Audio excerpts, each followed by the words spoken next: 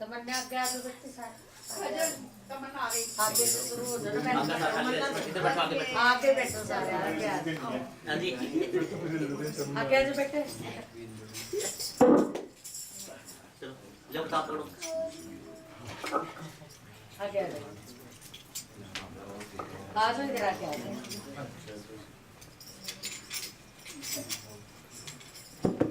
आगे बैठ जाना पीछे से निकल रहा मुश्किल पूरा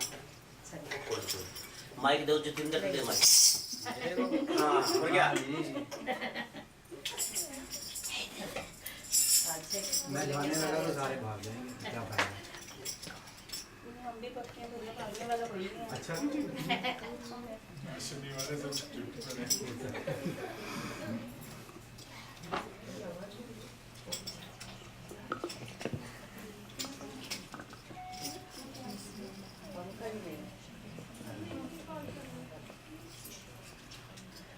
मेरा रोम रोम श्री राम पुकारे राम मिला दो कोई मेरा रोम रोम श्री राम पुकारे राम मिला दो कोई मेरा रोम रोम श्री राम पुकारे राम मिला दो कोई मेरा हरि हरि बोल हरि बोल हरि बोल हरि हरि बोल केशव माधव गोविंद बोल सवा पड़ावत गणिका तारी सवा पड़ावत गणिका तारी बड़े बड़े निश्चर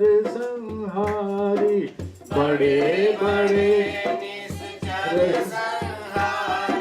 गिन गिन पापी तारे तोल गिन गिन पापी तारे तोल केशव माधव गोविंद बोल केशव माधव गोविंद बोल हरि बोल हरि बोल हरि हरि बोल केशव माधव गोविंद बोल केशव माधव गोविंद जो जो शरण पड़े जो जो शरण पड़े प्रभु तारे जो जो शरण पड़े भव सागर से पार उतारे भव सागर से पार उतारे तेरा क्या लगता है मोल तेरा क्या लगता है मोल केशव माधव गोविंद बोल केशव माधव गोविंद बोल हरि बोल हरि बोल हरि हरि बोल केशव माधव राम नाम के सब अधिकारी राम नाम के सब अधिकारी बालक वृद्ध युवा नर नारी बालक वृद्ध युवा नर नारी हरि जप इत उत कबहु न डोल हरि जप इत उत कबहु न डोल केशव माधव गोविंद बोल केशव माधव गोविंद बोल हरि बोल हरि बोल हरि हरि बोल केशव माधव गोविंद बोल चक्रधारी भज हर गोविंदम चक्रधारी भज हर गोविंदम मुक्तिदायक परमानंदन मुक्तिदायक परमानंदम हरदम कृष्ण मुरारी बोल हर हरदम कृष्ण मुरारी बोल, केशव माधव गोविंद बोल, केशव माधव गोविंद बोल। हरि बोल हरि बोल हरि हरि बोल, केशव माधव गोविंद बोल। बटले मन तू आठों याम, बटले मन तू आठों याम, राम नाम में लगे न दाम, राम नाम में लगे न दाम। जन्मूंगा हमारे कहाँ है तेरा द्वार, मेरा रोम रोम श्री राम पुकारे, राम मिला दो कोई, मेरा रोम रोम श्री राम पुकारे, राम मिला दो कोई। जन्म जन्म से ढूंढ रही मैं तुमको प्राण आधार, जन्म जन्म से ढूंढ रही मैं तुमको प्राण आधार। फिर जरा ना पाया तेरा, मन गई मैं हार। फिर जरा ना पाया तेरा, मन गई मैं हार। मेरा रोम रोम श्री राम पुकारे, राम मिला दो कोई, मेरा रोम रोम श्री राम पुकारे, राम मिला दो कोई। लाखों पापी तारे तुमने, तारी गौतम नाथ, लाखों पापी तारे तुमने, तारी गौतम नाथ। चरण कमल पर पड़ी पुजारिन, मेरे करो मेरे राम हो। चरण कमल पर पड़ी पुजारिन, मेरे करो मेरे राम। मेरा रोम रोम श्री राम पुकारे, राम मिला दो कोई, मेरा रोम रोम श्री राम पुकारे, राम मिला दो कोई, राम मिला दो कोई, मुझे राम मिला दो कोई, राम मिला दो कोई, मुझे राम मिला दो कोई, राम मिला दो कोई, मुझे श्याम मिला दो कोई, राम मिला दो कोई, मुझे श्याम मिला दो कोई। मेरा रोम रोम श्री राम पुकारे, राम मिला दो कोई, राम मिला दो कोई।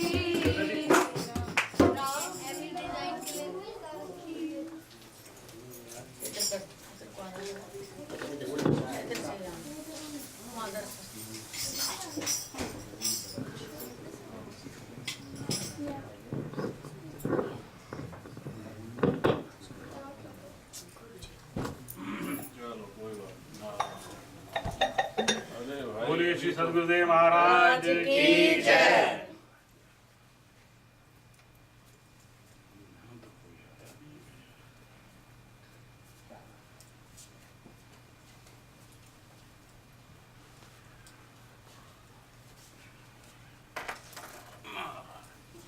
बैठो बैठो बैठो।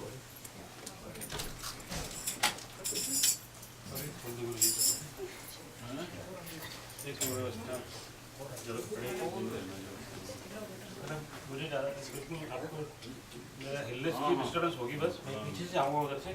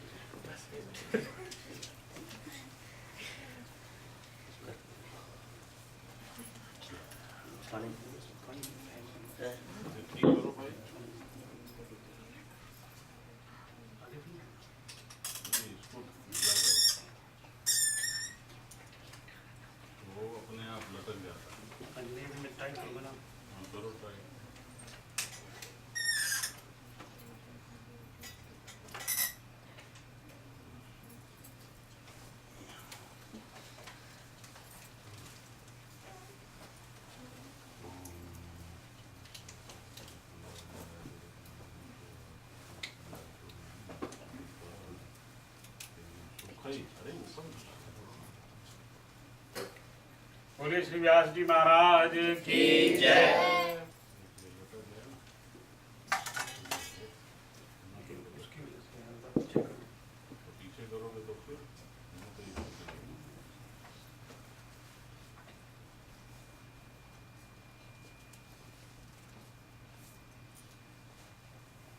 नारायण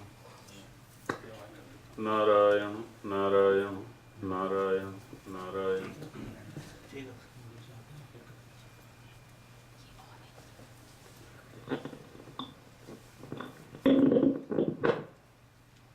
नारायण नारायण नारायण नारायण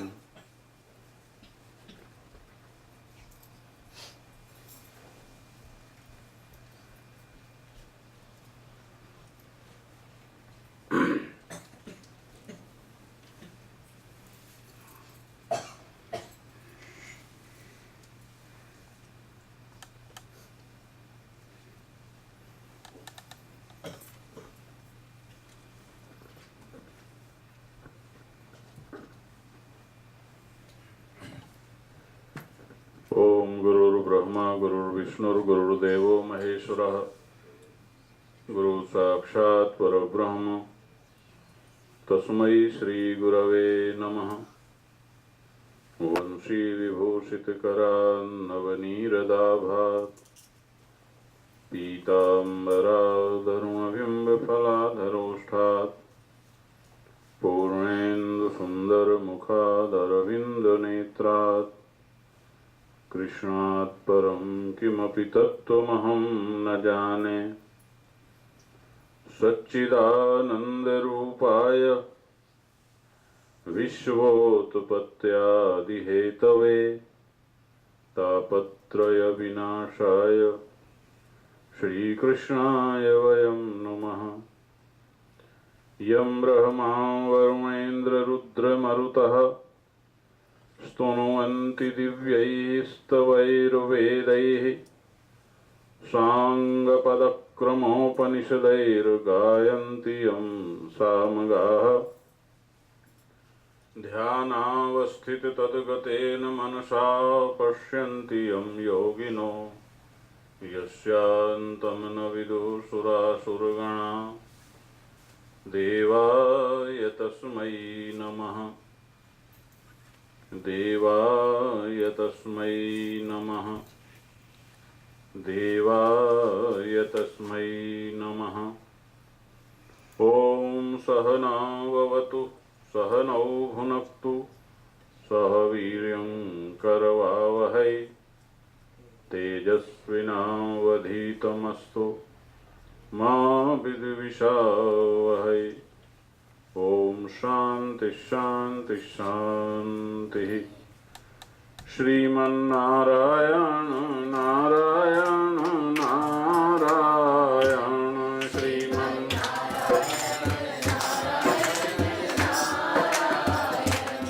श्रीमन्नारायण नारायण नारायण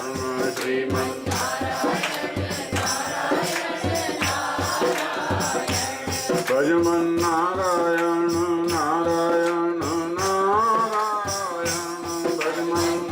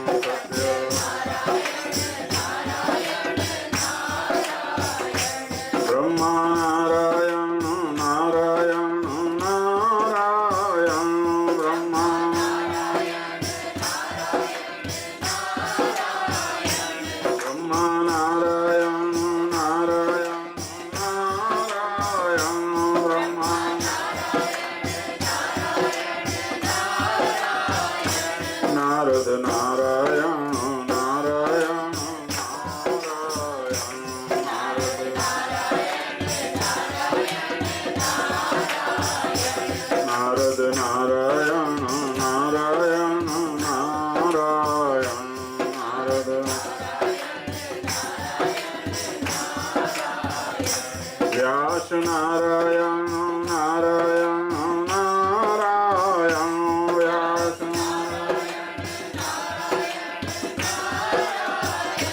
व्यास नारायण नारायण नारायण व्यास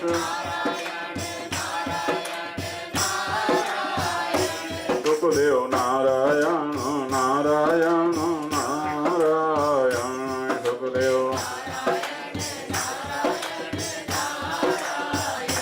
सुखदेव नारायण नारायण नारायण सुखदेव भागवत नारायण नारायण नारायण भागवत भागवत नारायण नारायण नारायण भागवत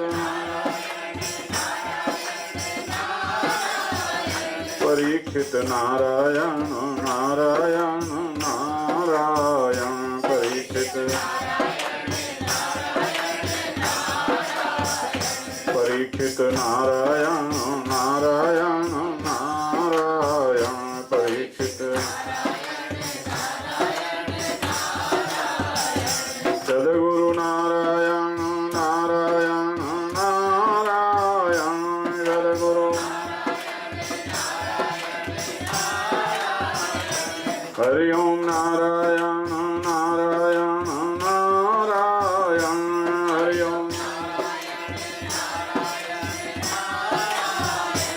ओम नारायण नारायण नारायण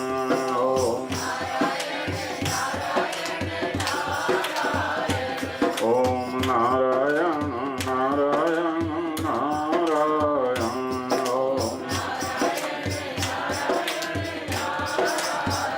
बोलो सच्चिदानंद भगवान की वृंदावन बिहारी लाल की श्रीमद्भागवत महापुराण की भारत माता की बोलो बजरंग बली की जय।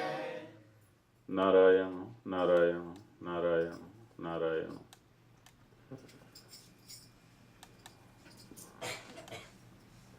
स्वार्थी होना अच्छा होता है या बुरा होता है? बुरा होता है। स्वार्थी कौन नहीं है, जरा हाथ उठाओ। हम तो उठाते हैं, हम हैं।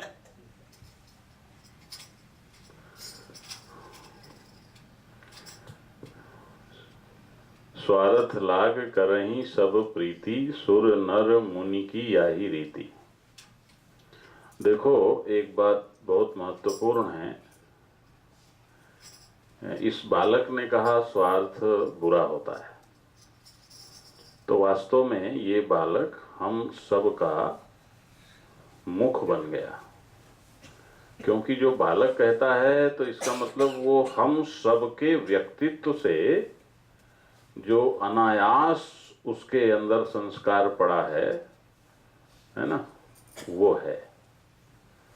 लेकिन आप लोग जरा प्रबुद्धता से, समझदारी से सुनो कि जो चीज हमारे दिल में कहीं है, तुम भी सुनो महात्मा, हमारे दिल में यदि किसी कोने में है, हमारा जमीर, हमारे अंदर की जो बुद्धि है, हमारी जो नैतिक बुद्धि है, यदि वो किसी चीज को बुरा मानती है और वो हमारे व्यवहार में, हमारे आचरण में है, देखो ध्यान से सुना करो, पता, हाँ ध्यान से सुनो तो ठीक है।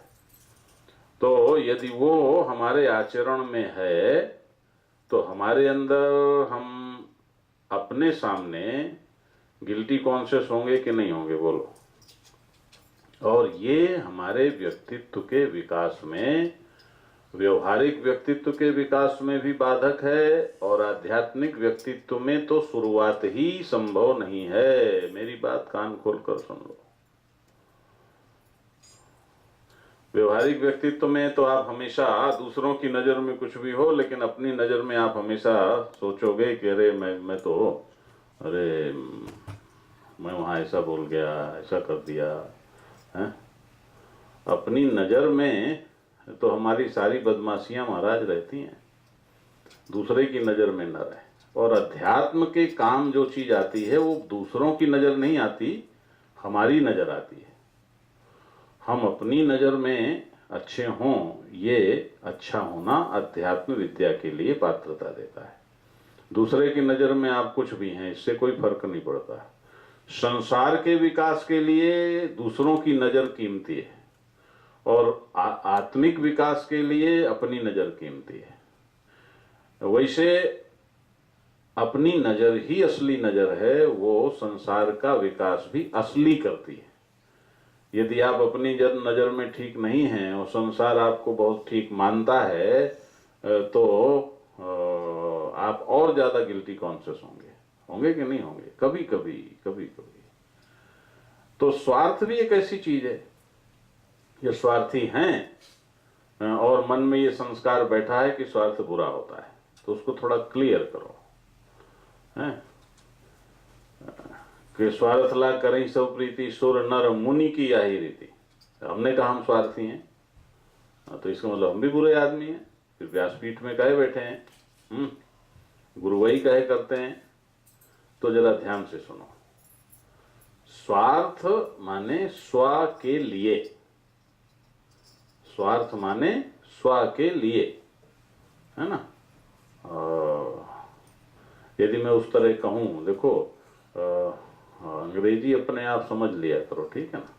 तो कह सकते हो फॉर सेल्फ, अपने लिए। तो सेल्फ से तो आप अलग नहीं हो सकते ना, कि हो सकते हो? बोलो, नहीं हो सकते। लेकिन सेल्फिश होना ये आप अच्छा नहीं मानते हो, और सेल्फ से अलग नहीं हो सकते। तो फिर कि ये जो सेल्फ है, आत्म साक्षात्कार को भी अंग्रेजी में लोग क्या कहते हैं? सेल्फ रियलाइजेशन कहते हैं ना। तो ये सेल्फ, ये जो इसको हिंदी में स्व कहते हैं, स्व, संस्कृत में स्व कहते हैं। स्व के अर्थ माने स्व के लिए, यानी अपने लिए। तो अपने लिए सोचना, यदि हम अपने लिए नहीं सोचेंगे तो भक्ति भी कैसे करेंगे? यदि अपने लिए नहीं सोचेंगे तो वैराग्य भी कैसे आवेगा? यदि अपने लिए नहीं सोचेंगे तो ध्यान भी कैसे करेंगे? यदि अपने लिए नहीं सोचेंगे तो भगवान की शरण में या गुरु की शरण में भी कैसे जाएंगे? बोलो। तो फिर क्या कि ये बुरा कैसे चल पड़ा कि ये जो स्व शब्द है, ध्यान से सुनना, ये जो स्व शब्द है इसके अर्थ भिन्न भिन्न है ना। मैंने आपको पहले के सत्संग में कई बार बताया है कि बाकी मनुष्य के अलावा जितने प्राणी हैं उनमें स्व का एक ही मतलब है। पशु के लिए स्व के कई मतलब नहीं है, लेकिन मनुष्य ऐसा प्राणी है जिसमें चेतना का विकास होता है। ध्यान देना, विकास होता है, इसलिए वो करना आपको बहुत जरूरी है। यदि आप केवल रोटी पानी में लगे हो, ईगो में ही लगे हो, तो ये सचमुच महती विनष्टि, बहुत बड़ा नुकसान है। क्योंकि आपके अंदर जो फूल खिल सकता है वो नहीं खिला रहे हो।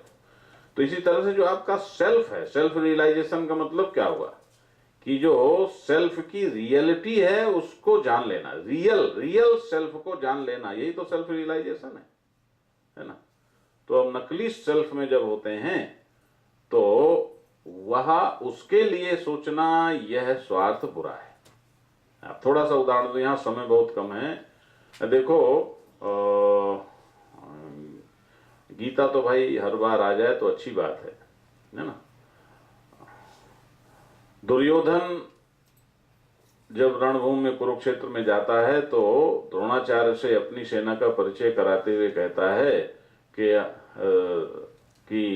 हमारी सेना में आप हैं, भीष्म हैं, कर्ण हैं, विकर्ण हैं, ये हैं, वो हैं, और साथ में कहता है अन्य च बहवा सूरा मदर्थे त्यक्त जीविता, और बहुत सारे सूरवीर हैं जो मेरे लिए मरने आए।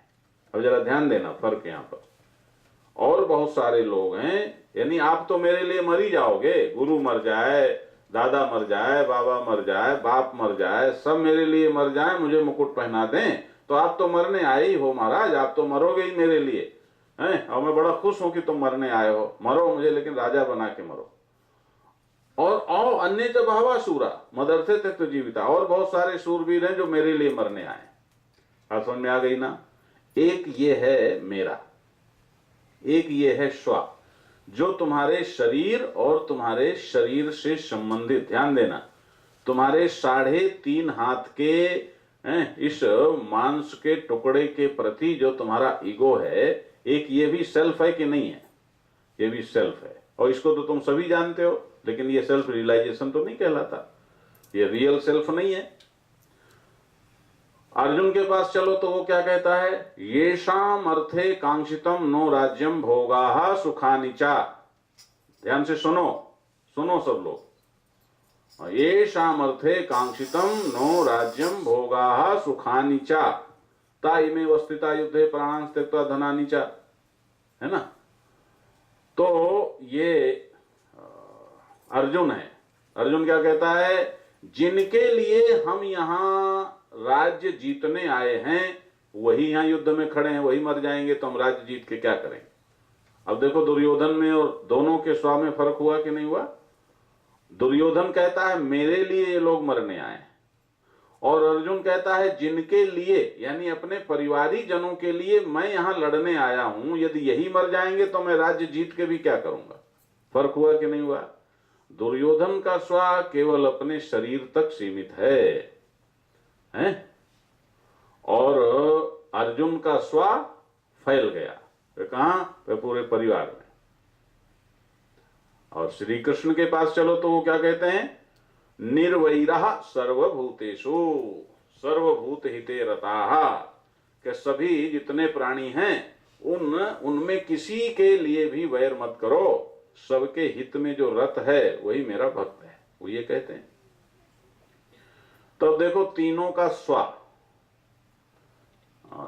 एक का स्व दुर्योधन का स्व केवल अपना शरीर है, अर्जुन का स्व अपना परिवार है, और श्री कृष्ण का स्व सारा ब्रह्मांड है, सभी हैं, ये है। अब यदि श्री कृष्ण स्वार्थी होंगे तो किसके बारे में सोचेंगे? सबके बारे में। यदि अर्जुन स्वार्थी है तो किसके बारे में सोचेगा? परिवार के बारे में। और दुर्योधन स्वार्थी है तो किसके बारे में सोचेगा? अपने बारे में। बात पकड़ में आ गई ना? स्वार्थी होना स्वभाव है, लेकिन तुम्हारा स्व जरा देख लो कि तुम्हारा स्व कैसा है। स्व भी निंदनीय है तो स्वार्थ निंदनीय है ना? स्व तुम्हारा यदि केवल तुम्हारे शरीर तक है तो तुम दुर्योधन से आगे नहीं हो। और याद रखो, आज जो हवा चली है ना, आज जो हवा चली है महाराज, ये हवा शरीर के स्व की चली है। और खास तौर से तुम जिस मुल्क में रहते हो, और इस मुल्क में तो जो हम देखते हैं महाराज लोगों के संस्कार, और वो तो ऐसे ही हैं कि अपने लिए यदि कोई टेंशन देता है, कुछ देता है, तो फिर क्या मतलब है? आई डोंट केयर, छोड़ो। यहाँ तो पत्नियां यदि ज्यादा एक ही पति के साथ रहें तो यहाँ के लोगों की छाती फटने लगती है ना? एक ही पत्नी, एक ही पति, क्या मतलब है?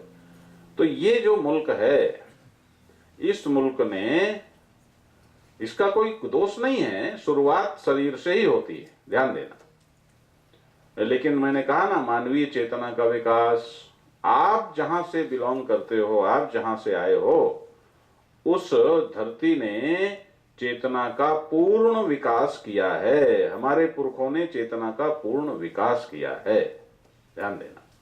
हमारे पास दुर्योधन है, लेकिन हमारे पास अर्जुन भी है, और हमारे पास श्री कृष्ण भी हैं, और श्री कृष्ण की गीता और भागवत भी है। तो अब करना क्या है आपको? करना ये है कि स्व को विशाल करना है, स्व को सर्व बनाना है। सर्व, देखो बूंद सागर में गिरती है तो क्या हो जाती है? सागर हो जाती है। बूंद सागर में गिरी तो क्या बन गई? सागर बन गई।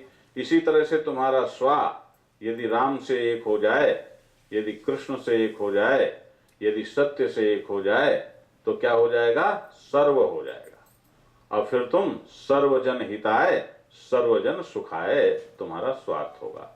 बात समझ में आई ना? हम कहते हैं हम स्वार्थी हैं, तो हमें तुम यहाँ जितने लोग जितने जानते हो, जो भी जितना जानते हो, कुछ लोग और दिनों से जानते हैं, और कभी भी यदि आपको लगे कि हमारा स्वार्थ नारायण अर्जुन जैसा भी नहीं हो, अर्जुन जैसा भी नहीं, कृष्ण नारायण दुर्योधन जैसा तो प्रश्न ही नहीं है। स्वार्थ कैसा है कि कृष्ण जैसा है, जो कृष्ण ने हमको सिखाया है वही स्वार्थ हमारा है कि भाई हमारे लोग अच्छे हों, देश अच्छा हो, विश्व अच्छा हो, है ना, सबका कल्याण हो।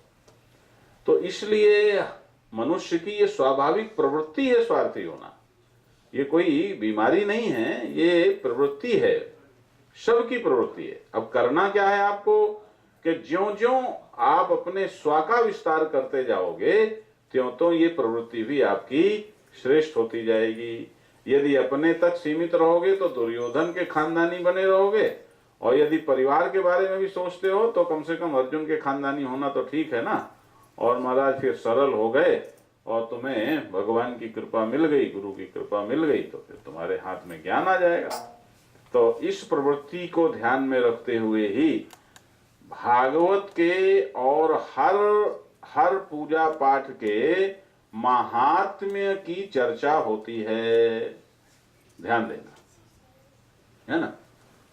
कोई कुछ भी हो तो हमारे यहाँ ये विधान है कि हम ये बोलें कि भाई इसको करने से क्या होगा। देखो जो आते हैं वो आगे बैठे, पीछे न बैठे। इतना आप लोग तो सब पढ़े लिखे हो, आगे बैठो, आगे बैठो। पीछे बैठोगे फिर कोई आएगा, फिर तो इस तरह डिस्टरबेंस होगा। अब जो लोग नहीं आए उनके लिए मैं ये तो कह ही नहीं सकता कि हमें तो वहीं बैठ जाएं, यहाँ आके वो न करें, क्योंकि वो आए नहीं, समझ गए।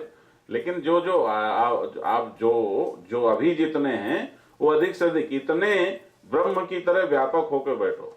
जैसे देवियां बैठती हैं ना इकट्ठी होके, ऐसे पुरुष भी इकट्ठे होके बैठो। देवियां इकट्ठे होके बैठती हैं, उनमें ज्यादा एकता होती है। पुरुष लोग जरा परुष होते हैं वो, इसलिए वो थोड़ा सा वो थोड़ा इकट्ठे नहीं होते। हाँ, थोड़ा थोड़ा ऐसे रहते हैं ना। भाई दुर्योधन भी तो पुरुष ही था ना, लेकिन अर्जुन भी पुरुष था, अर्जुन भी पुरुष था। और पांचों भाई कैसे बैठते थे, कैसे बैठते थे पांचों भाई, एक साथ बैठते थे। युधिष्ठिर आगे रहते थे और फिर उनके बगल में भीम रहते थे, और दूसरी बगल में अर्जुन रहते थे, और फिर तीनों रहते थे। नारायण वो क्या नाम, नकुल और सहदेव, वो उनके दोनों के बीच में पीछे रहते थे। तो इस तरह से ये पांचों जैसे इकट्ठे होकर बैठते थे। क्योंकि कथा में तुम आए हो तो दुर्योधन तो देखो हो नहीं सकते हैं, दुर्योधन जैसा व्यक्ति तो कथा में कभी आ नहीं सकता। इसलिए आप अर्जुन जैसे तो हो ही, तो आप जरा ऐसे बैठो। और क्योंकि हमको बाधा पड़ती है, हमको जरा बहुत लंबा सुनाना होता है ना थोड़े में, तो हमें बाधा पड़ती है। तो भागवत का महात्म्य, जो भागवत की कथा क्यों भागवत की कथा, तो आप देखो कोई भी पुराण हो या कुछ भी हो, हमारे यहाँ जो कोई चर्चा होती है तो इस सृष्टि के जो सबसे पहले पत्रकार हुए उनसे होती है। कौन हुए हैं? सृष्टि के पहले पत्रकार कौन है? संवाददाता, रिपोर्टर नारद जी। ये हैं महाराज, ये मीडिया वालों के पुरखे हैं। हाँ, लेकिन ये इलेक्ट्रॉनिक मीडिया वालों के पुरखे नहीं है। अब मैं किसी का नाम नहीं लेता, इलेक्ट्रॉनिक मीडिया वाले भी अच्छे होंगे, लेकिन दो पुरखे हैं मीडिया वालों के। एक तो है नारद जी और एक है मंथरा। एक मंथरा है, तो कुछ लोग तो मंथरा के अनुसार चलते हैं और कुछ लोग नारद जी के अनुसार चलते हैं। कुछ लोगों के मन में है कि नारद जी इधर की उधर करके लड़ाते थे। देखो ऐसा बिल्कुल नहीं है। नारद जी हमेशा प्रभु का काम करते थे और जो अच्छा देर में होने वाला हो वो चाहते थे कि ये जल्दी हो जाए, है ना, इसलिए थोड़ा सा भिड़ा देते थे, पहले भिड़ा देते थे कि ये बात जल्दी निपटे, कहाँ झंझट में इतनी देर झंझट क्यों चले। तो देखो नारद जी क्या हैं आध्यात्मिक दृष्टि में, ये आध्यात्मिक कथा आप लोग सुन रहे हो, ठीक, क्योंकि कथा तो आप लोग स्टडी लगा लोगे लाइब्रेरी में। नारद जी हैं अध्यात्म की दृष्टि से भगवान के मन, जैसे हमारा तुम्हारा मन होता है ना, तो वैसे ही भगवान के मन का क्या नाम है, नारद। और नारद का अर्थ भी बड़ा बढ़िया है, नारद, नारदा, नार माने ज्ञान, दा माने देने वाले, और नारद, नारद कि जिसकी कोई योजना रद्द नहीं होती है, जो चाहे महाराज इधर से उधर तीन तिकड़म करके करवा ही लेते थे। तो ये नारद तो सदुक्कड़ी व्याख्या है, नारदा है। तो ये जो नारद है महाराज भगवान के मन हैं, जैसे देखो बिल्कुल तुम्हारे जैसा है, यद पिंडे तद ब्रह्मांडे, जैसे तुम हो ना, तुम मिनी भगवान हो, ध्यान देना, तुम जितने बैठे हो तो क्या हो, मिनी भगवान। तो जैसे आप लोग अपने जो आपका तंत्र है वहां आपका ध्यान जाता है कि नहीं जाता, कभी बेटे पे ध्यान जाएगा, कभी बेटी पे जाएगा, कभी घर चला जाएगा, कभी जॉब में चला जाएगा, कभी कहीं चला जाएगा, मन जाता है कि नहीं जाता। तो वैसे ही भगवान, ये सारी सृष्टि किसकी है, कल क्या सुना है, भगवान ही सृष्टि हो गए, तो भगवान का मन भी सृष्टि में जाता है। तो हमारा तुम्हारा मन तो महाराज बढ़िया जैसा है वैसा है, लेकिन भगवान का मन मूर्त रूप धारण करके और वो सृष्टि का निरीक्षण करता है। मूर्त रूप कौन है भगवान के मन के, देवर्षि नारद। तो नारद जी के मन में आया कि जरा देखें सृष्टि का हालचाल क्या है। तो महाराज सब जगह घूमते घामते वो देखते रहे। अब यहाँ तो तब तो था ही नहीं, ये अमेरिका बसा ही नहीं था, नहीं यहाँ भी आए होते, है ना। तो पृथ्वी में उन्होंने जितने लोग थे, जितने सब जगह उन्होंने भ्रमण किया, तो बड़े निराश हुए। निराश किस लिए हुए, भ्रमण किसके लिए कर रहे थे, मनुष्य के लिए, क्योंकि बाकी मनुष्य के अलावा जितने प्राणी हैं वो तो नेचर ने जैसे रखना वैसे उन्हें रहना है और उन्हें मर जाना है। उन बाकी प्राणियों का हिसाब किताब उन प्राणियों को नहीं रखना होता, वो तो बाई नेचर अपने जैसे हैं वैसे। लेकिन जो मनुष्य है उसको तो भगवान ने जरा वो विकास करे, इसके लिए अपना कंट्रोल, नेचर का कंट्रोल हटा लिया और उसे बुद्धि दे दी कि भाई बुद्धि के बल पर तुम जरा सत्य तक पहुंचो, जरा मेरे पास आओ, मुझसे बिछड़े हुए हो तो मेरे पास लौट आओ। तो इसलिए क्योंकि जब ये भगवान से मनुष्य जीव बिछोड़ने लगा ना तो बहुत रोया। तो भगवान ने कहा भाई क्यों रोते हो। तो उसने कहा महाराज आप हमको अपने से अलग कर रहे हो, शरीर और संसार में भेज रहे हो, तो हम तो माया में फंस जाएंगे। तो भगवान ने कहा देखो तुमको मेरी माया फंसा तो लेगी, लेकिन ये पक्का है कि तुम कभी भी तृप्त नहीं होगे। चाहे जितने जन्म ले लो, चाहे जितने बड़े आदमी हो जाओ, चाहे जितने अच्छे हो जाओ, चाहे जितने मानी हो जाओ, कितना मान सम्मान मिले, तुम्हें कभी भी तृप्ति नहीं होगी। बोलो सच्ची बात है कि नहीं। कुछ ना कुछ नाखुश रहोगे, हैं? तो फिर कभी ना कभी तो तुम्हें अकल आएगी कि भाई जिस रास्ते से हम जा रहे हैं उससे तृप्ति तो हो नहीं रही, तो तृप्ति का मार्ग क्या है। तो जहां जहां से तुम जाओगे तुम्हें तृप्ति नहीं होगी, तो फिर तुम्हें वैराग्य आवेगा, वैराग्य आवेगा तो फिर तुम हमारी तरफ मुड़ोगे और तुम फिर मेरे पास आ जाओगे। तो महाराज यही बात थी कि देवर्षि नारद जी इस सृष्टि का निरीक्षण करने के लिए निकले और वो गए, सब तरफ देखा कि मनुष्य को बिल्कुल भी ध्यान नहीं है कि उसे सत्य की खोज भी करनी है, भगवान को भी पाना है। और वो तो महाराज बार बार असफल हो रहा है, बार बार धोखे खा रहा है, 100 जूता खाएं, तमाशा घुस के देखें। समझ गए ना? भाई तमाशा देखना है, चाहे जूते पड़ जाएंगे पड़ जाने दो। और तो महाराज नारद जी को तो बहुत निराशा हुई। अब देखो ये 5000 साल पहले की बात है, आप पढ़ लेना, ऐसा ही लिखा हुआ है। तो देवर्षि नारद जी फिर तीर्थों में गए। जब तीर्थों में गए तो महाराज तीर्थों में भी उनको संतोष नहीं हुआ। वहां भी जितने लोग हैं वो सब लगे हुए हैं अपना यही करने में। अब बताओ 5000 साल पहले जब तीर्थों की व्यवस्था से देवर्षि नारद संतुष्ट नहीं हुए, तो आज तीर्थों का क्या हाल है?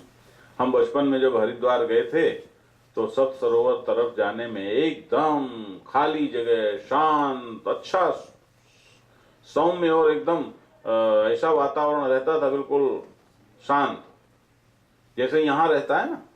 यहाँ कोई नहीं है आगे हाँ, वो तो घर के भीतर दिख भी लेते हैं, नहीं तो बाहर तो जयराम जी की मामला है। ऐसा लगता है कर्फ्यू लगा हुआ है, परमानेंट कर्फ्यू।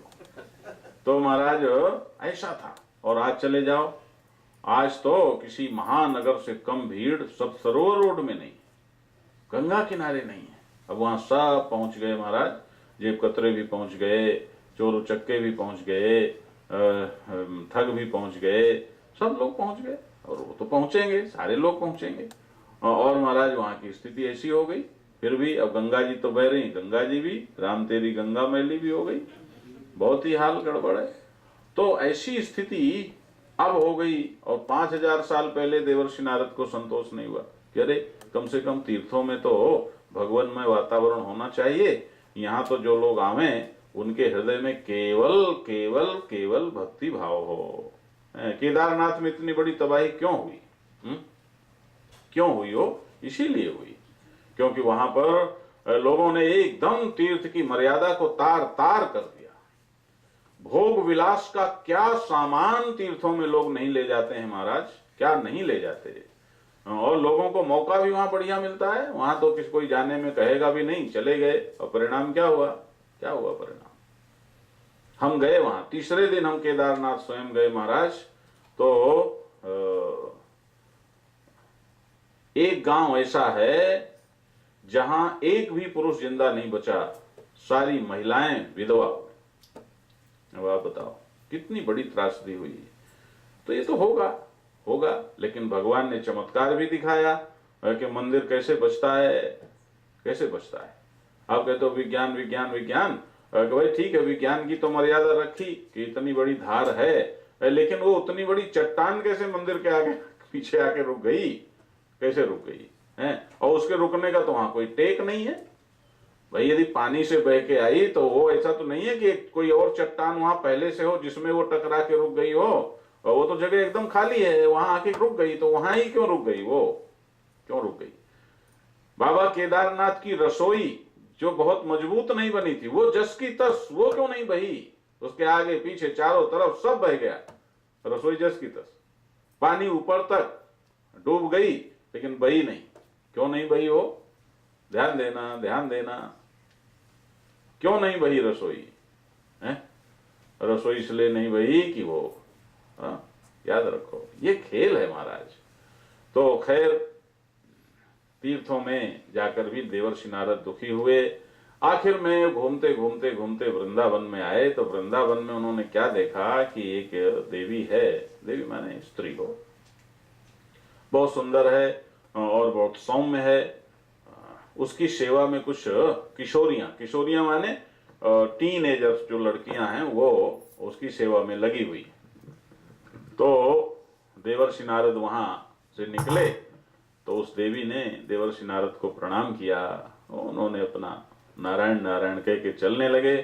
तो उसने कहा भो क्षणम तिष्ठ, थोड़ी देर रुकिए। देवर्षि नारद रुके। क्या बात है? तो उसने बताया अपना परिचय, अहम भक्ति रीति ख्याता, मैं भक्ति हूं। अच्छा, अब देवर्षि नारद तो भक्ति के आचार्य हैं, तो उन्हें स्वाभाविक है कि भक्ति से आकर्षण होगा। तो देखा देवर्षि नारद ने कि वहीं पर दो पुरुष मूर्छित पड़े हुए हैं। तो देवर्षि नारद ने पूछा ये कौन है? तो भक्ति ने बताया ये मेरे बेटे हैं,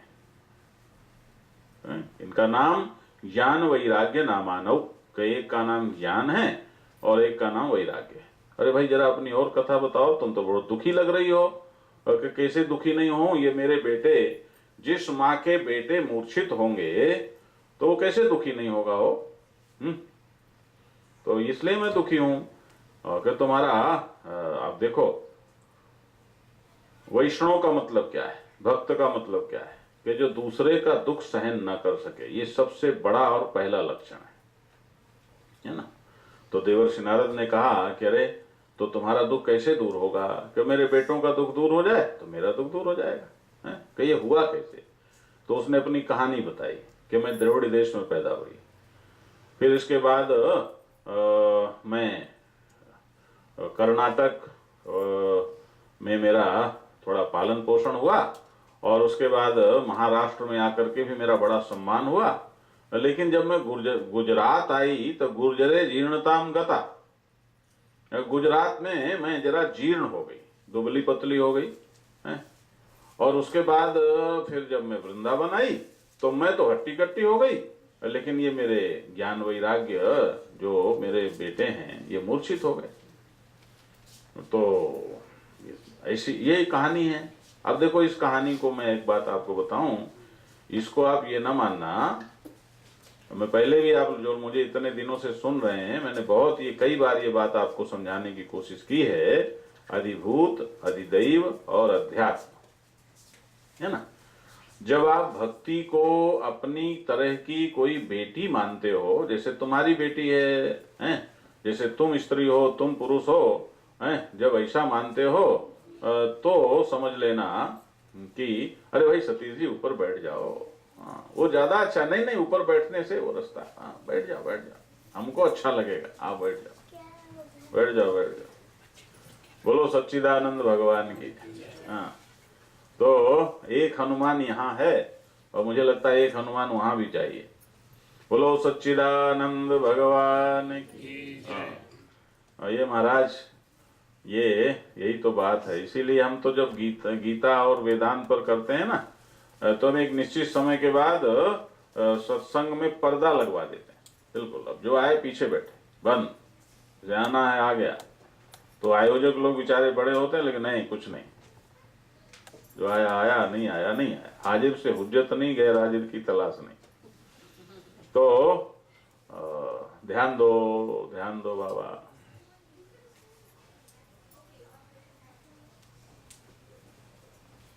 अब ये भी पीछे बैठ गए। भारत में लोग आगे बैठना पसंद करते हैं। कल संजय कह रहे थे यहाँ लोग आएंगे तो सबसे पीछे बैठना पसंद करते हैं। भारत में सोचते हैं अरे आगे बैठे, अब आगे जगह खाली पड़ी है, लेकिन आगे नहीं बैठेंगे, पीछे बैठेंगे। बोलो सच्चिदानंद भगवान की जय। हाँ भाई देखो, कल एक हनुमान वहां भी कुछ ऐसा करो कि हमको जरा ये आने वाले बाद में विक्षेप न करें। नारायण। तो देव, ये जो कथा है, इस कथा को आप ऐसा मत समझो कि जैसे आपके घर में बच्चा पैदा होता है ऐसी कोई बच्चा पैदा हुआ है ना। वहां पर भक्ति द्रविड़ देश में पैदा हुई तो भक्ति कोई बेटी बेटा नहीं है, भक्ति एक भावना है ना, अमूर्त भावना है। अब यदि पैदा हुई तो ठीक है, उसको आदि भौतिक रूप से आप मान सकते हो कि वहां पैदा हुई, तो पैदा भी हुई तो फिर भक्ति कोई हाड़ मास की तो नहीं होगी ना, वो तो देवी होगी, तो उसको आदिदैविक रूप से आप देवी मान सकते हो कि उसका अवतार हुआ। लेकिन आध्यात्मिक रूप से आप ये बात अच्छी तरह से समझने की कोशिश करो कि द्रविड़ देश में भक्ति पैदा होने का अर्थ है कि द्रविड़ देश में यानी साउथ इंडिया में सबसे पहले भक्ति का कॉन्सेप्ट पैदा हुआ। जरा ध्यान देना, भक्ति का कॉन्सेप्ट कहां से आया कि साउथ इंडिया से आया। अब यहां पर जिन्होंने पढ़ा हो, अध्ययन किया हो, तो देखो भक्ति के मुख्य जो शास्त्र हैं, जो ग्रंथ मिलते हैं, तो मुख्य रूप से एक तो नारद जी का भक्ति सूत्र है और एक शांडिल्य भक्ति सूत्र है। लेकिन नारद भक्ति सूत्र और शांडिल्य भक्ति सूत्र से भी पुराने अड़वार संत हैं जो दक्षिण भारत में हुए, उनका साहित्य मिलता है जो भक्ति साहित्य है, वो तमिल और तेलुगु में, ध्यान देना, वो उससे भी पहले, माने नारद भक्ति सूत्र और शांडिल्य भक्ति सूत्र से भी पुराना उनका साहित्य है और वो भक्ति साहित्य है। तो इसका मतलब क्या हुआ, भक्ति का जो कॉन्सेप्ट है वो सबसे पहले कहां आया है? वो साउथ में, द्रविड़ देश माने साउथ इंडिया, वो वहां आया, ये कॉन्सेप्ट आया। कि ये कॉन्सेप्ट कैसा है? अरे बाबा ये कॉन्सेप्ट ऐसा है कि हरदा लगे न फिटकरी रंग चोखा है। कि आपको क्या तकलीफ है कि भाई हमें जरा तनाव रहता है कि भक्ति करो, तनाव ठीक। कि आपको क्या हुआ है कि हमें जरा हार्ट प्रॉब्लम है, भक्ति करो। कि आपको क्या हुआ है कि हमारा जरा पेट गड़बड़ रहता है कि और मशीन ठीक है कि मशीन बिल्कुल ठीक है कि भक्ति करो है? कि आपको क्या हुआ है कि मैं डिप्रेशन हुआ है तो भक्ति, डिप्रेशन का तो भक्ति के अलावा कोई दूसरा इलाज है ही नहीं, याद रखो। डिप्रेशन का सिर्फ और सिर्फ और सिर्फ एक इलाज है, भगवान की भक्ति। ध्यान देना, ये भक्ति ये कैसा है, ना तुम्हें कोई खर्चा करना है, ना कुछ करना है, और न लेना है न देना है, बस भक्ति। भक्ति क्या है? भगवान से प्रेम और भगवान पर भरोसा, सिर्फ दो चीजें, भगवान से प्रेम और भगवान पर भरोसा। कहीं कैसे शुरू होता है, ये बात पक्की है कि इसकी शुरुआत तो कहीं ना कहीं शास्त्र और गुरु से करनी पड़ती है। ध्यान देना, यहां से शुरुआत। जब आप शास्त्र पर और सदगुरु पर भरोसा और विश्वास रखते हो, और तो फिर वो धीरे धीरे, अरे भाई गुरु किससे जोड़ता है आपको, शास्त्र किससे जोड़ता है? ईश्वर से जोड़ता है। तो केवल इतना है, और इतना किया तुमने, और तुम्हें यदि ईश्वर से प्यार हो गया और तो समझ लो बाबा कि बस बात बन गई। और तुम्हें अपने ईगो से, कई लोग तो महाराज साधुओं से भी जिन्हें कुछ लेना देना नहीं, हो नाराज हो जाए, अरे ऐसा कह दिया, अरे ऐसा कह दिया बाबा, तो उससे क्या वहां कोई लेना देना है? कोई मूसल बदलने थोड़े आना किसी साधु को, वो तो कह दिया तो तुम्हारे हित में कह दिया। साधु का काम है तुम्हें परमात्मा से जोड़ देना, याद रखो।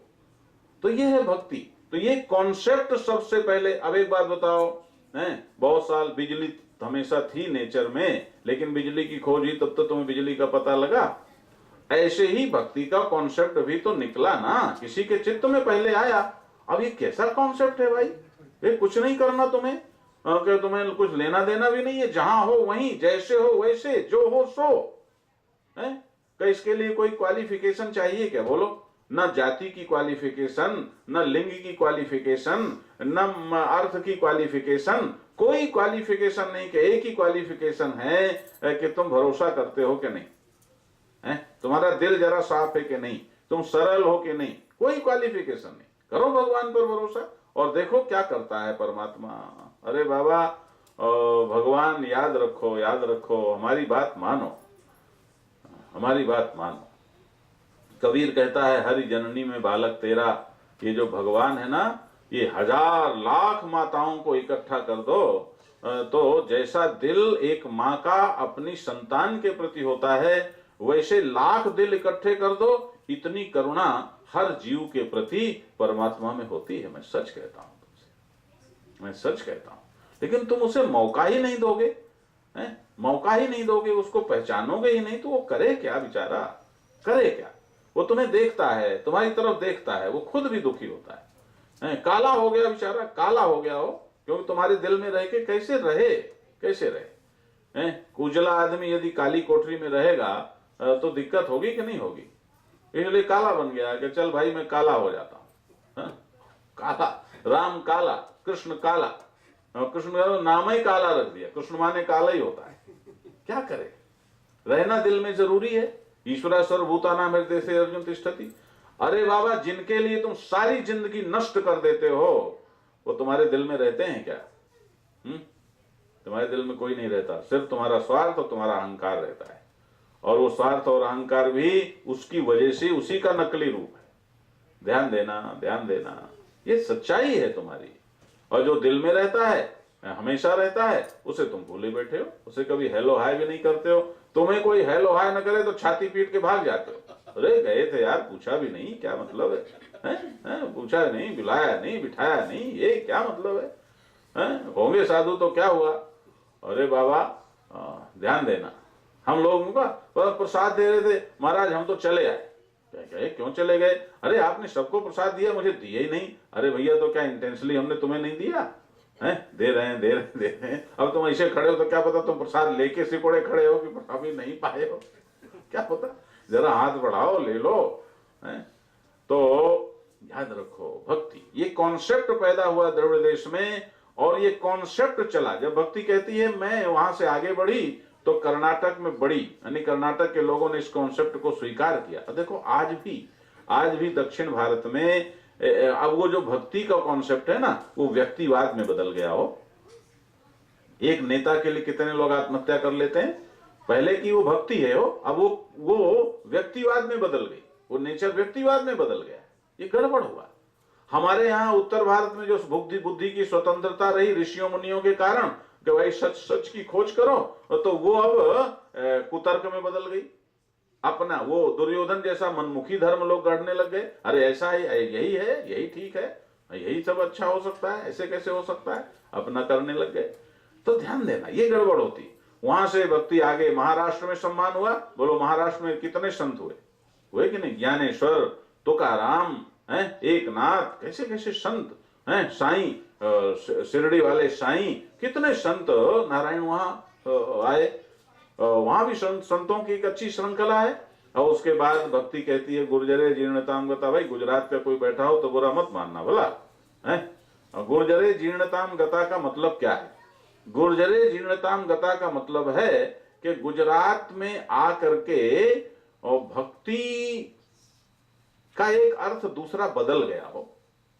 कैसे बदल गया कि वो क्या अंग्रेजी में कहेंगे, अब मुझे देखो अंग्रेजी गलत हो तो ठीक कर लेना, फॉर्मल औपचारिक भक्ति हो गई है, सही है ना? हाँ, औपचारिक हो गई। अब भक्ति कर रहे हैं, अरे भाई मुझे समय नहीं है, भक्ति कर रहे हैं। हाँ, और बड़े भक्त दिखाई पड़ते हैं, बड़े तिलक त्रिपुंड। याद रखो, भगवान को तुम्हारे किसी त्रिपुंड टीके से कोई लेना देना नहीं है, किसी तुम्हारे वेश से लेना, भगवान को लेना देना है तुम्हारे दिल से। और मजे की बात यह है, तुम दुनिया को बहका सकते हो, लेकिन वो तो तुम्हारा दिलवर गिर है, वो तुम्हारे दिल में रहता है, उसे कैसे बहकाओगे? नहीं, उससे तुम अपना दिल नहीं छिपा सकते ना, वो तो दिल में ही रहता है। तो महाराज उससे तुम्हारे दिल से लेना देना है। तुम मोहब्बत करते हो तो कैसे करते हो? तुम ऊपर ऊपर करते हो। अब महाराज जब भक्ति का कॉन्सेप्ट महाराष्ट्र में सम्मानित हुआ, तो भक्ति तो सम्मानित चीज हो गई, समाज में उसका सम्मान हुआ, तो लोगों ने भक्त होना शुरू कर दिया और भक्त होकर के सम्मानित होने लग गए, और उस सम्मान का संसार के लिए यूज करने लग गए। सम्मान को संसार के लिए उपयोग करने लग गए। ध्यान देना, हुआ क्या कि जब उस सम्मान को संसार के लिए यूज करने लग गए, फिर भगवान से मांगने लग गए। देखो एक उदाहरण दो, आपको लगता है कि ज्यादा नहीं, 100 साल पहले दूध में पानी मिलाया जाता होगा क्या? बोलो, क्या पहले दूध में पानी मिलाने का कि आवाज वाले जो पानी मिलाते हैं वो क्या कहेंगे? पहले अकल ही नहीं थी। तो पानी मिलाने की अकल ही नहीं थी, तो क्या मिलावे हैं? तो अब वो पहले दूध था और उसमें पानी नहीं, तो सीधा दूध चलता था। हमको याद है महाराज, हम लोग गांव से हैं, हमको याद है यदि कोई दूध ले जाए, कितना आज अरे भाई हमारे यहाँ मेहमान आने वाले हैं, हमारे यहाँ सत्यनारायण की कथा होनी है, और सारा दूध भिजवा दिया। दूध का कोई पैसा लेने या लेने की बात करता था क्या? बोलो, अरे दूध का पैसा क्या करते हो?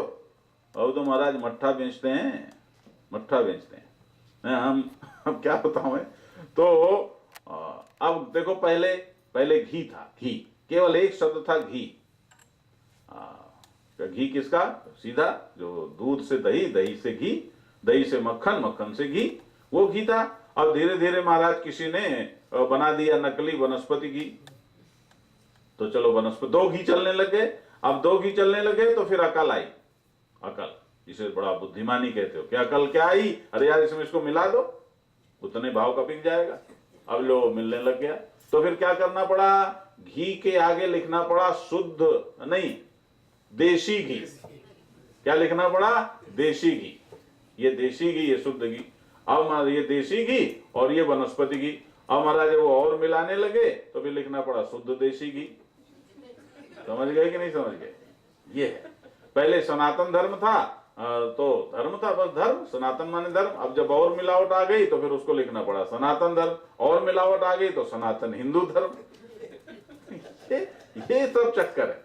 तो महाराज ये जो भक्ति है, ये कॉन्सेप्ट वहां आते आते इसको यूज कैसे कर सकते हैं संसार में भी, ये अकल आ गई है। और वहां नारायण जब ये अकल आ गई तो भक्ति तो भगवान के प्यार का नाम है। और उसको आप यदि कहीं और यूज करोगे, देखो आप जब भगवान से कुछ मांगते हो, देखो बुरा मत मानना, जब आप भगवान से कुछ मांगते हो तो बोलो नंबर 1 पर कौन होता है? भगवान होता है कि जो मांगते हो वो होता है? जो मांगते हो वो होता है। एक पत्नी नारायण पति विदेश जा रहा था तो उसने पूछा कि भाई मैं तुम्हारे लिए क्या ले आऊं? जो मेरी सबसे प्रिय वस्तु है। जो प्रिय है वही तो पूछ रहा हूं, क्या प्रिय बोलो, मैं जा रहा हूं, जो कहो ले आऊं। iPhone 6 निकला है ले आऊं? तो उसने कहा मेरी सबसे प्रिय वस्तु लाना है भाई, कि वही बताओ कौन सी, हार ले आऊं, सोना ले आऊं, क्या ले आऊं? तो उसने कहा देखो मेरी सबसे प्रिय वस्तु तुम स्वयं हो, तुम स्वयं सही सलामत आ जाना, बस। ये हुआ प्यार। बात समझ में आई ना? तो भक्ति दुखी होगी कि नहीं दुखी होगी? दुखी होगी। और महाराज इसलिए वो जीर्ण हो गई क्योंकि वहां पर लोग उसको यूज करने लग गए। अब वृंदावन में आई तो वृंदावन में भक्ति कहती है मैं तो हट्टी कट्टी हो गई, लेकिन ज्ञान वैराग मूर्छित हो गए। इसका मतलब क्या है कि वृंदावन में आप अभी भी चले जाओ, आज भी वृंदावन की एक खासियत है कि कोई घर ऐसा नहीं होगा जिस घर में ठाकुर जी ना हो। ठाकुर जी हैं और घर घर ठाकुर पूजा भी है ना? और दिल से पूजा है। वृंदावन का हर ब्रजवासी ठाकुर को मानता है और ठाकुर की पूजा करता है। और महाराज सभी लोकल लोग भी कितने, वहां मैं तो वहां रहा हूं, बहुत वर्षों रहा हूं, वहां लोकल लोग भी बिहारी जी में दर्शन करने जरूर जाते हैं। ध्यान देना, किसी न किसी मंदिर में दर्शन करने जरूर जाएंगे, चाहे वो बिहारी जी में जाएं, चाहे वो कुंज बिहारी मंदिर में जाएं, चाहे वो राधा माधव मंदिर में जाएं, चाहे वो जहां जाएं, लेकिन जाएंगे जरूर। ये उनका एक नियम है। लेकिन क्या मन पूजा तो करते हैं, भक्ति तो करते हैं, परंतु महाराज किस भगवान की भक्ति करते हो भाई? ये ठाकुर कौन है कि जो ना है पतो? अरे भाई तो तुम अपने जीवन में थोड़ा ईमानदारी ये सब रखो। अरे वो सब ठाकुर देखेगो, लो वही बेईमानी, वही सब, और वही तो ना तो ज्ञान है ना वैराग्य। अब कहो वैराग का मतलब घर छोड़ना है कि ना? ध्यान से समझ लेना।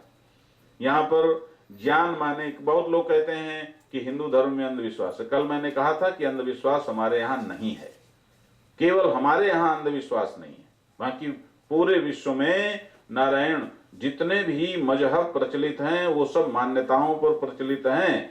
हमारा जो धर्म है वो मान्यताओं पर नहीं है, रियलिटी पर बेस्ड है। ध्यान देना, ये विशेषता है। लेकिन अब वो बदनाम हो गया।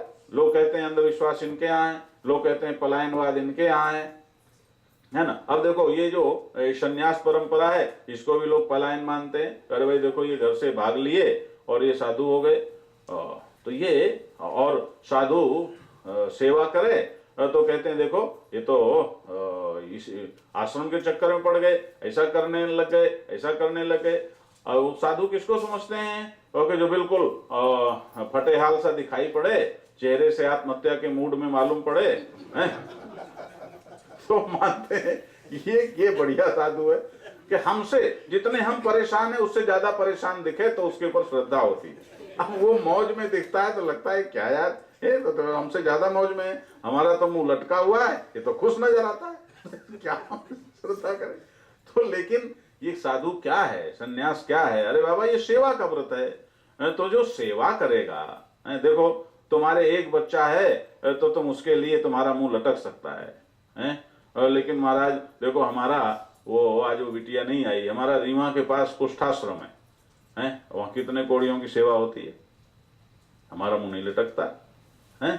और महाराज हमारा बहालगढ़ में एक विद्यालय है, वहां मंद बुद्धि और विकलांग और इस तरह के बच्चे, कितने बच्चे हैं, उनकी सेवा होती है। हमारे खुद कुरुक्षेत्र आश्रम में निराश्रित बच्चे रहते हैं, तो इतने बच्चों के बाद भी हम खुश रहते हैं और किसी से कुछ कहते नहीं है, लेकिन फिर भी वो सब होता है, सब ईश्वर। तो क्या है, ईश्वर का कार्य है और वो करते हैं।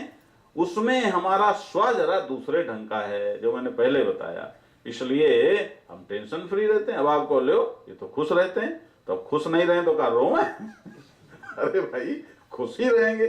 तो इसलिए नारायण आजकल ये परिभाषाएं बदल गई कि हिंदू धर्म कैसा है कि जहां अंधविश्वास। अब देखो हमारे यहाँ मुख्य रूप से 2 मार्ग हैं, एक है ज्ञान मार्ग और एक है भक्ति मार्ग। अच्छा, ज्ञान मार्ग में तो अपने आप ही ये होगा कि भाई यहाँ ज्ञान मार्ग है, इसमें तो अंधविश्वास होगा नहीं। अंधविश्वास की कल्पना लोग किस मार्ग में करते हैं, भक्ति मार्ग में। भक्ति मार्ग का सबसे बड़ा ग्रंथ कौन सा माना जाता है, भागवत। ध्यान देना, भागवत। अब भागवत में मैं तुम्हें कथा सुना रहा हूं भक्ति की। ये भक्ति, इसके बेटे हैं ज्ञान और वैराग्य, ये मूर्छित हैं तो भक्ति दुखी है। अब मैं आपसे पूछता हूं, ज्ञान भक्ति का बेटा है, ज्ञान यदि भक्ति का बेटा है तो जहां ज्ञान होगा वहां अंधविश्वास होगा क्या, बोलो। और वो भक्ति का बेटा है। गोस्वामी तुलसीदास जी क्या कहते हैं, कहते हैं जाने बिनु न होए प्रतीति। जानना क्या हुआ, ज्ञान। कि भाई ज्ञान होगा तो ही तुमको सच्चा विश्वास होगा, और बिनु प्रतीत होए नहीं प्रीति। और तुम्हें विश्वास होगा तो तुम्हारा प्रेम होगा, और प्रीति बिना नहीं भक्ति दृढ़ाई, और प्रीति नहीं होगी तो भक्ति कैसे पक्की होगी।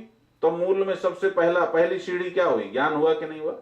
फिर कैसे ये चल पड़ा कि वो अंधविश्वास है। अरे बाबा ये इसलिए चल पड़ा कि लोगों ने भक्ति को धंधा बना लिया। ये गुजरात को तो कह दिया है, गुजरात को तो कह दिया, चारों तरफ यही देखने को मिलता है महाराज। आपको क्या पता, भारतवर्ष में भागवत होती है तो कम से कम 25 लाख खर्च होता है। आज को बड़े बड़े जो हिट लोग हैं और उनको 21 लाख से कम दक्षिणा नहीं चाहिए। हाँ, इतनी दक्षिणा चाहिए। इंडस्ट्री बना दिया, इंडस्ट्री।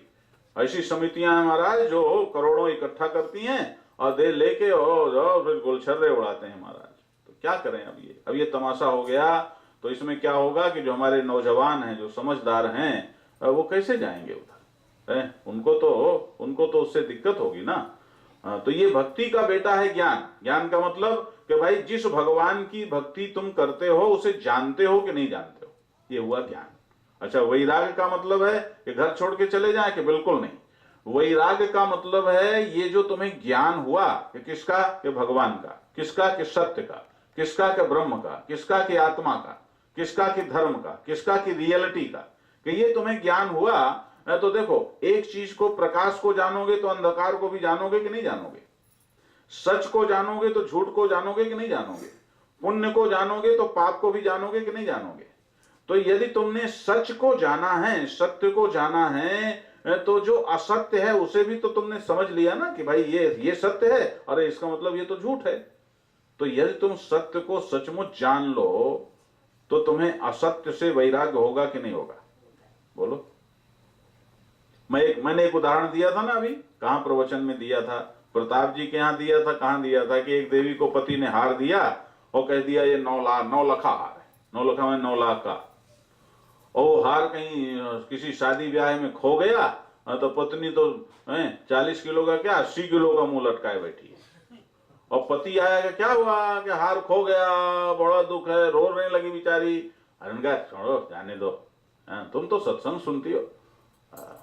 पत्नी को वो लगा अरे ये तो जरा सी बात में किसी भिखारी को भीख तो देता नहीं है, आरती में 1 रुपया तो डालता नहीं, और ये 9 लाख हार के लिए कह रहा है। कोई बात नहीं, कोई फर्क नहीं पड़ता। कि बोलो सही बताओ, हैं क्या चक्कर है। उसने बता दिया कि वो नकली था। अब बोलो पत्नी को उससे क्या होगा, वैराग्य होगा कि नहीं होगा, बोलो। इसका नाम वैराग्य।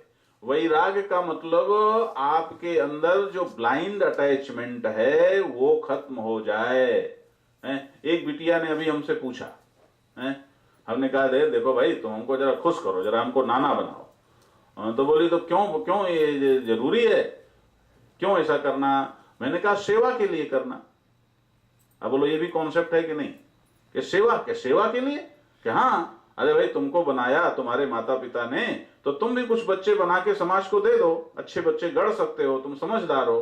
तो ये भी एक दृष्टिकोण है कि नहीं है, हैं? और ये दृष्टिकोण कितना अच्छा है, और यही दृष्टिकोण सच्चा है, यही सच्चा है। ये है वैराग्य। वैराग्य का मतलब बेवकूफी छोड़ना, बेवकूफी छोड़ना। अब बोलो बेवकूफी को पकड़ना अच्छा है क्या? किसी को ऐसे में सम्मिलित कहूं तो कोई बात नहीं, लेकिन किसी को तुम बेवकूफ हो, अरे महाराज उस समय कुछ ना बोलेगा लेकिन दोबारा बात ही नहीं करेगा, हमको बेवकूफ समझते हैं। तो ध्यान देना, ये है वैराग। और वैराग का दूसरा अर्थ क्या है? बहुत लोग कहते हैं आजकल के पढ़े लिखे कि ये जो धर्म है, ये जो बाबा लोग सुनाते हैं, ये प्रैक्टिकल योग्य नहीं, जीवन में कैसे लावे? अरे ये तो कहते हैं प्रैक्टिकल नहीं। एक ने हमसे कहा महाराज आप तो ये कहते हो वो कहते हो मंत्र जपो, ये प्रैक्टिकल नहीं है। मैंने कहा कहीं ऐसी जगह फंस जाओ कि वहां शौचालय न मिले तो शौच जाना प्रैक्टिकल नहीं रहता ना। बोलो बोलो, फिर क्या कहोगे? अरे प्रैक्टिकल नहीं है, घोट जाओगे। उदाहरण जरा बुरा लग रहा है तुम्हें, लेकिन क्या करोगे? क्या वहां प्रैक्टिकल है? जगह मिले या न मिले, जगह हो या ना हो, लेकिन प्रैक्टिकल क्या होता है? प्रैक्टिकल अपने शरीर के विकार को निकालना होता है या व्यवस्था देखना होता है? क्या प्रैक्टिकल होता है? बोलो, शरीर के विकार को निकालना है ना। तो फिर यहां सत्संग में तुम्हें ये प्रैक्टिकल नहीं है, मंत्र जब तुम्हें प्रैक्टिकल नहीं है, भगवान की याद तुम्हें प्रैक्टिकल नहीं है, वो प्रैक्टिकल नहीं है, हो नहीं सकता। कैसे नहीं हो सकता है? वो नहीं करोगे तो फिर तुम्हारी टेंशन होगी, फिर तुम परेशान होगे, फिर क्या प्रैक्टिकल होगा? इसलिए बाबा अंधविश्वास और उसके साथ साथ जो ये कहा जाता है कि ये हिंदू धर्म प्रैक्टिकल नहीं है, लोग जानते हैं लेकिन जीवन में नहीं लाते हैं, तो ये भक्ति के का एक बेटा ज्ञान। तो ज्ञान का मतलब क्या हुआ? कि जानो, जिसको जिसकी भक्ति करते हो जानो। और वैराग का मतलब क्या हुआ? उसको मानो, उसको जीवन में जियो, जीवन में दिखाई पड़ना चाहिए, उसको जीना चाहिए, है ना। और महाराज ये दोनों मूर्छित हैं। अब इसका समझ गए ना रहस्य क्या है? इसका मतलब भागवत में भागवत सुनने से क्या होगा? कि भागवत सुनने से ऐसी भक्ति आवेगी जिसमें ज्ञान और वैराग्य दोनों पुष्ट होंगे। ये भागवत में कोरी भक्ति नहीं आती हो, भागवत में ज्ञान भी है, और ज्ञान को जीवन में कैसे लावें इस प्रकार की समझदारी का नाम वैराग्य, वो भी है।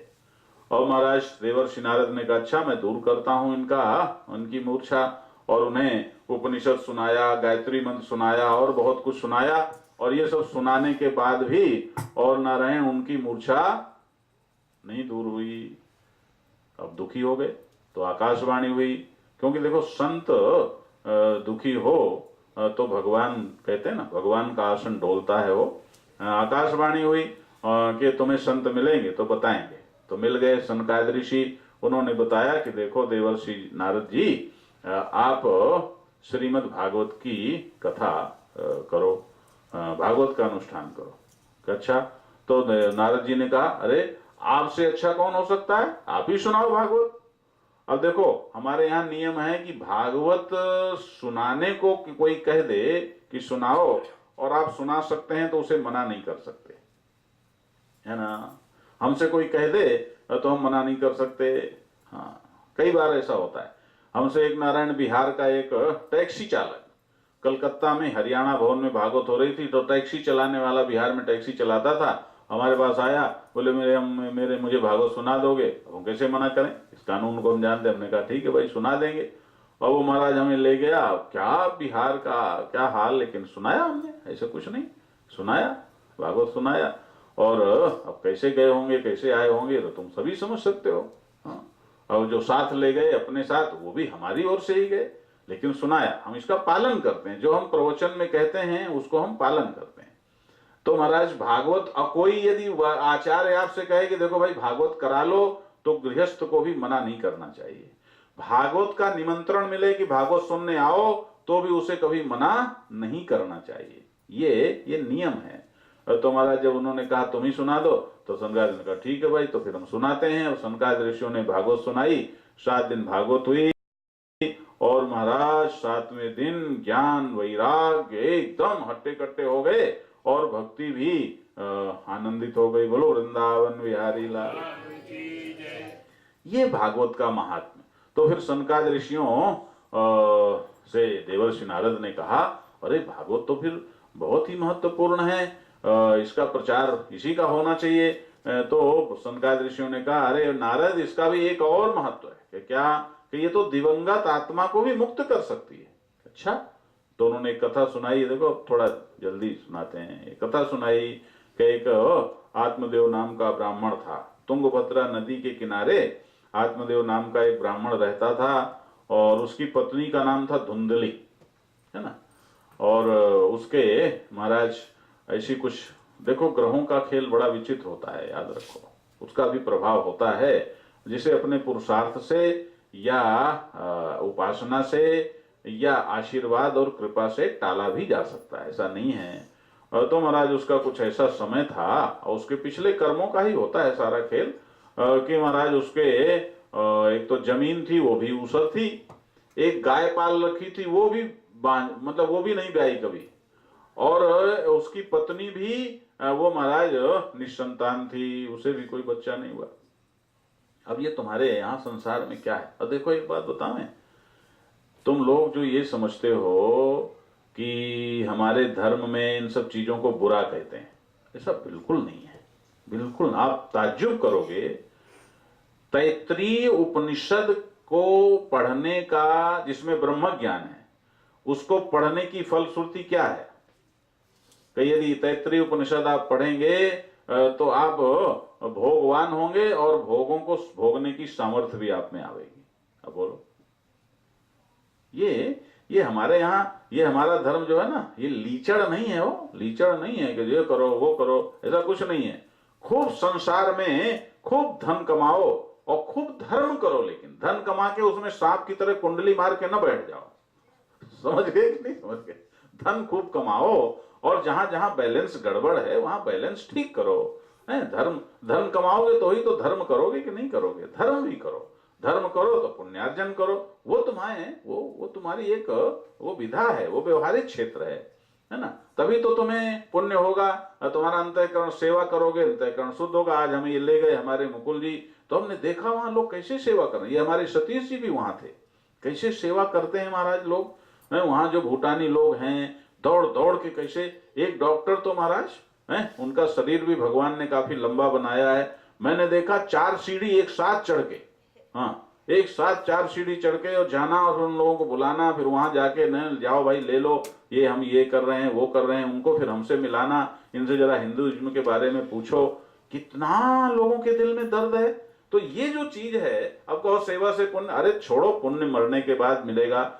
जीते जी जब तुम किसी और के लिए निस्वार्थ भाव से कुछ करते हो तो तुम्हारे दिल में क्या होता है? आग लगती है। अरे बाबा, आनंद से भर जाते हो, यही तो पुण्य है। और क्या है? यही तो पुण्य है। तुम्हारा सीना चौड़ा होता है। इसलिए केवल अपने बारे में मत सोचो। तुम्हें परेशानी है, तुम दूसरे के बारे में सोचना शुरू कर दो, इसका मैं क्या कर दूं। देख, और उसके नहीं, जिससे तुम्हारा, जिसके लिए कुछ करना तुम्हारी मजबूरी नहीं है। जिन्हें तुमने पैदा किया उनके लिए करना तुम्हारी मजबूरी है। जिन्हें पैदा नहीं किया उनके लिए करना मजबूरी नहीं है। उनके बारे में सोचो, देखो तुम्हारा दिल चौड़ा होता है कि नहीं चौड़ा होता। ध्यान देना है। तो महाराज ये भी एक चीज है, इसको तुम अपने जीवन में लाओ तो देखो क्या होता है। तो ये सेवा मैंने वहां देखी और सब ये, तो हमारे यहाँ हर चीज को स्वीकार किया गया है। हमारे यहाँ समृद्धि से जीने का हमारा ऋषि आशीर्वाद देता है कि खूब सुखी रहो, समृद्ध रहो, संपन्न रहो, हैं? तभी तो कुछ होगा। तभी महाराज ब्रह्मचारी को भोजन कौन देगा? गृहस्थ देगा। साधु को भोजन कौन देगा? गृहस्थ देगा। सार्वजनिक स्थानों का निर्माण कौन करेगा? गृहस्थ करेगा। तो गृहस्थ के पास होगा तभी तो करेगा, और जब वो पुरुषार्थ करेगा तभी तो होगा, हैं? तो ये सब हमारे यहाँ मान्य है। धन हो, हम लोग कहते हैं किसी को आशीर्वाद देता है ऋषि तो कहता है दूधो नहाओ पूतो फलो, है ना। तो महाराज उसके पास न तो जमीन थी, गाय और दूध भी नहीं था, गाय भी नहीं थी, और गाय थी तो वो दूध नहीं देती थी, और पत्नी थी तो बांझ थी, पुत्र नहीं था, संतान नहीं थी। तो ऐसे में महाराज लोग ताना भी मारते हैं। देखो वैराग का विषय है ये ताना, ताना भी लोग मारते हैं, और न मारें तो लोगों को ये मन में लगा रहता है कि लोग क्या कहेंगे। और महाराज वो दुखी होकर निकल पड़ा आत्महत्या करने के लिए। रास्ते में एक संत मिल गए, संत को उसने प्रणाम कर लिया। प्रणाम नहीं करता तो चाहे संत कुछ न बोलते, उसने प्रणाम किया कि जा रहा हूं तो इनको प्रणाम ही कर लूं।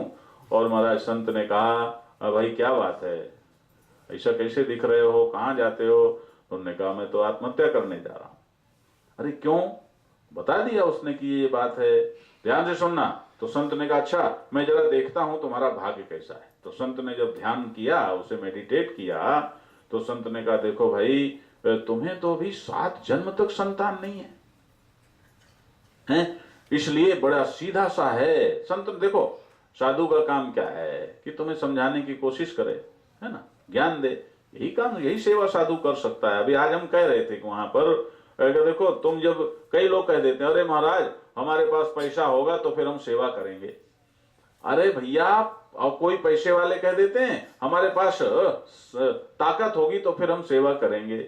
अरे भाई तुम्हारे पास जो है उससे सेवा करो, हैं? पैसे से ही थोड़ी सेवा होती है, पैसे से भी होती है, मन से भी होती है, भावना से भी होती है, हैं? शरीर से भी होती है। जैसे भी तुम करो वैसे सेवा करो। कोई जरूरी है कि पैसे से ही सेवा होती है? और जब तुम सेवा करोगे तो जो नहीं है वो भी आ जाएगा। और तुम सोचते रहो कि जब आएगा तो करेंगे, तो आएगा कैसे? बिना सेवा के आएगा भी कैसे बाबा, हैं? वो तो सेवा से आता है। और तो महाराज संत ने उसे समझाया कि देखो संतान जरूरी नहीं है, संतान हो और नालायक निकल जाए तो वो तो न होने से ही अच्छा है। इसलिए संतान जरूरी नहीं है, जरूरी है तुम्हें अकल से, समझदारी से संसार में रहना, ये ज्यादा जरूरी है। इसलिए तुम चले जाओ और भगवान का भजन करो और पति पत्नी दोनों धर्म का पालन करो, और जितनी हो सके उतनी सेवा करो। अब गाय की भी सेवा करो, गाय की सेवा से भी तुम्हें पुण्य प्राप्त होगा, और लोगों की सेवा करो। तो महाराज वो बोला नहीं अब तो बस मैं आत्महत्या करूंगा। अब महाराज जब संत ने सोचा है तो आत्महत्या करने को कह रहा है, तो संत को दया आ गई। उन्होंने एक फल निकाल के उसे दे दिया कि लो ये फल ले जाके अपनी पत्नी को दे देना, वो गर्भवती हो जाएगी और उसे एक सुंदर संतान की प्राप्ति होगी। वहां लौट आया, वो ला करके धुंधली को फल दे दिया। और धुंधली तो धुंधली है थी, हैं? अब क्या हुआ, वो फल लेके देखो निगेटिविटी, सुन लो जरा ध्यान से। ये भागवत में कथा नहीं, कथा के चक्कर में न पड़ो कि ये हुआ हम धन्य हो गए, हमें पता लग गया कि धुंधली उसकी पत्नी का नाम धुंधली था। अरे धुंधली हो चाहे धुंधला, क्या उसमें क्या फर्क, उसका कुछ भी नाम हो है। तो इसलिए उससे नहीं, असली चीज जो तुम्हारे काम की है उसको समझो, हैं? कि वो क्या है। देखो नेगेटिविटी क्या करती है। फल मिल गया, साधु ने फल दे दिया।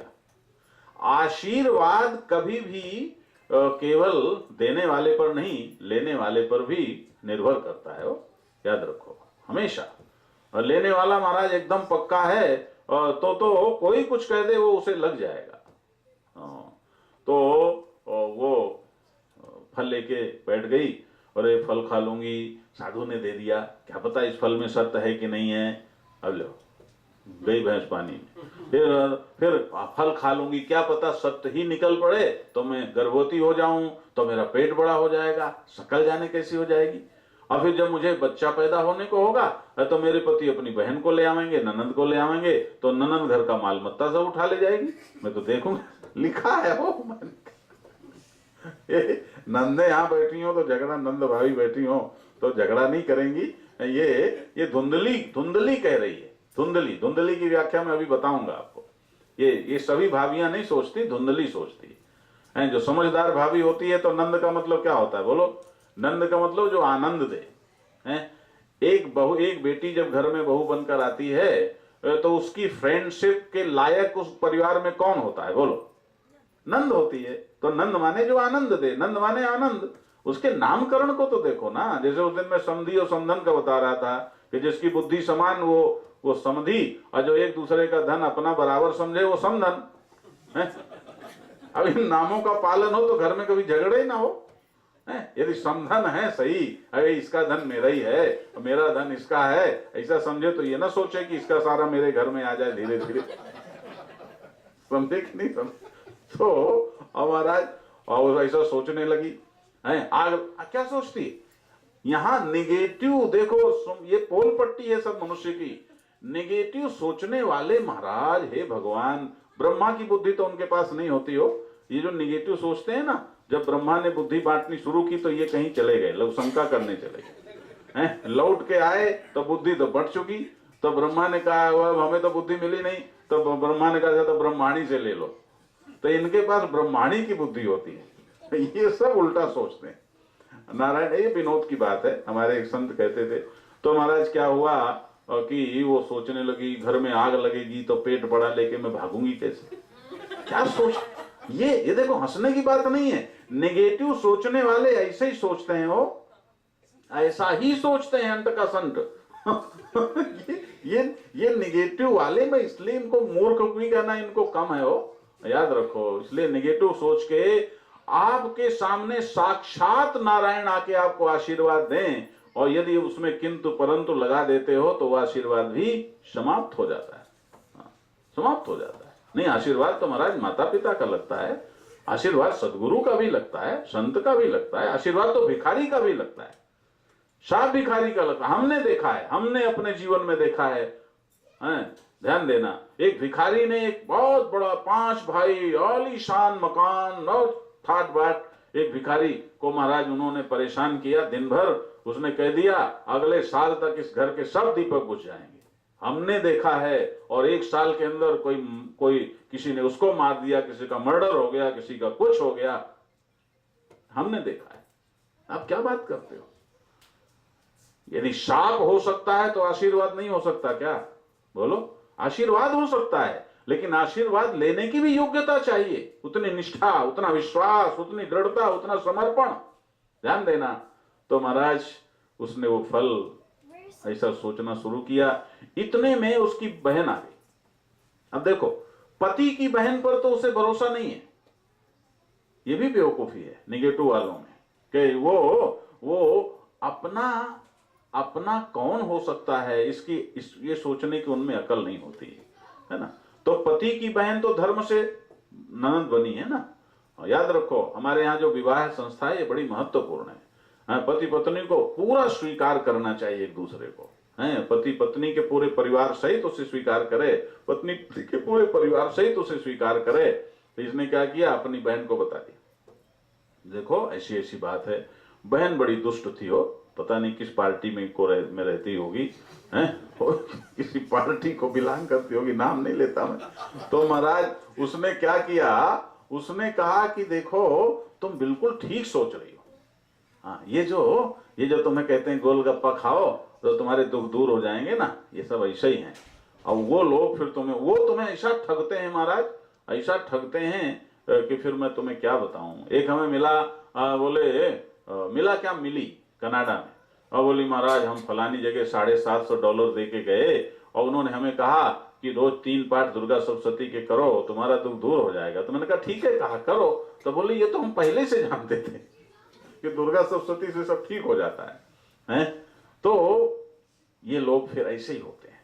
क्या हुआ महाराज कि उसने कहा अरे बिल्कुल ठीक सोचती हो, तुम तो बहुत बुद्धिमान हो। हाँ, अब देखो बुद्धिमान तुम्हें कह के तुम कुछ भी कर लो, और बहुत बुद्धिमान हो। देखो मैं पहले कितनी सुंदर थी, बच्चे पैदा करके मेरा क्या हाल हो गया है? याद रखो,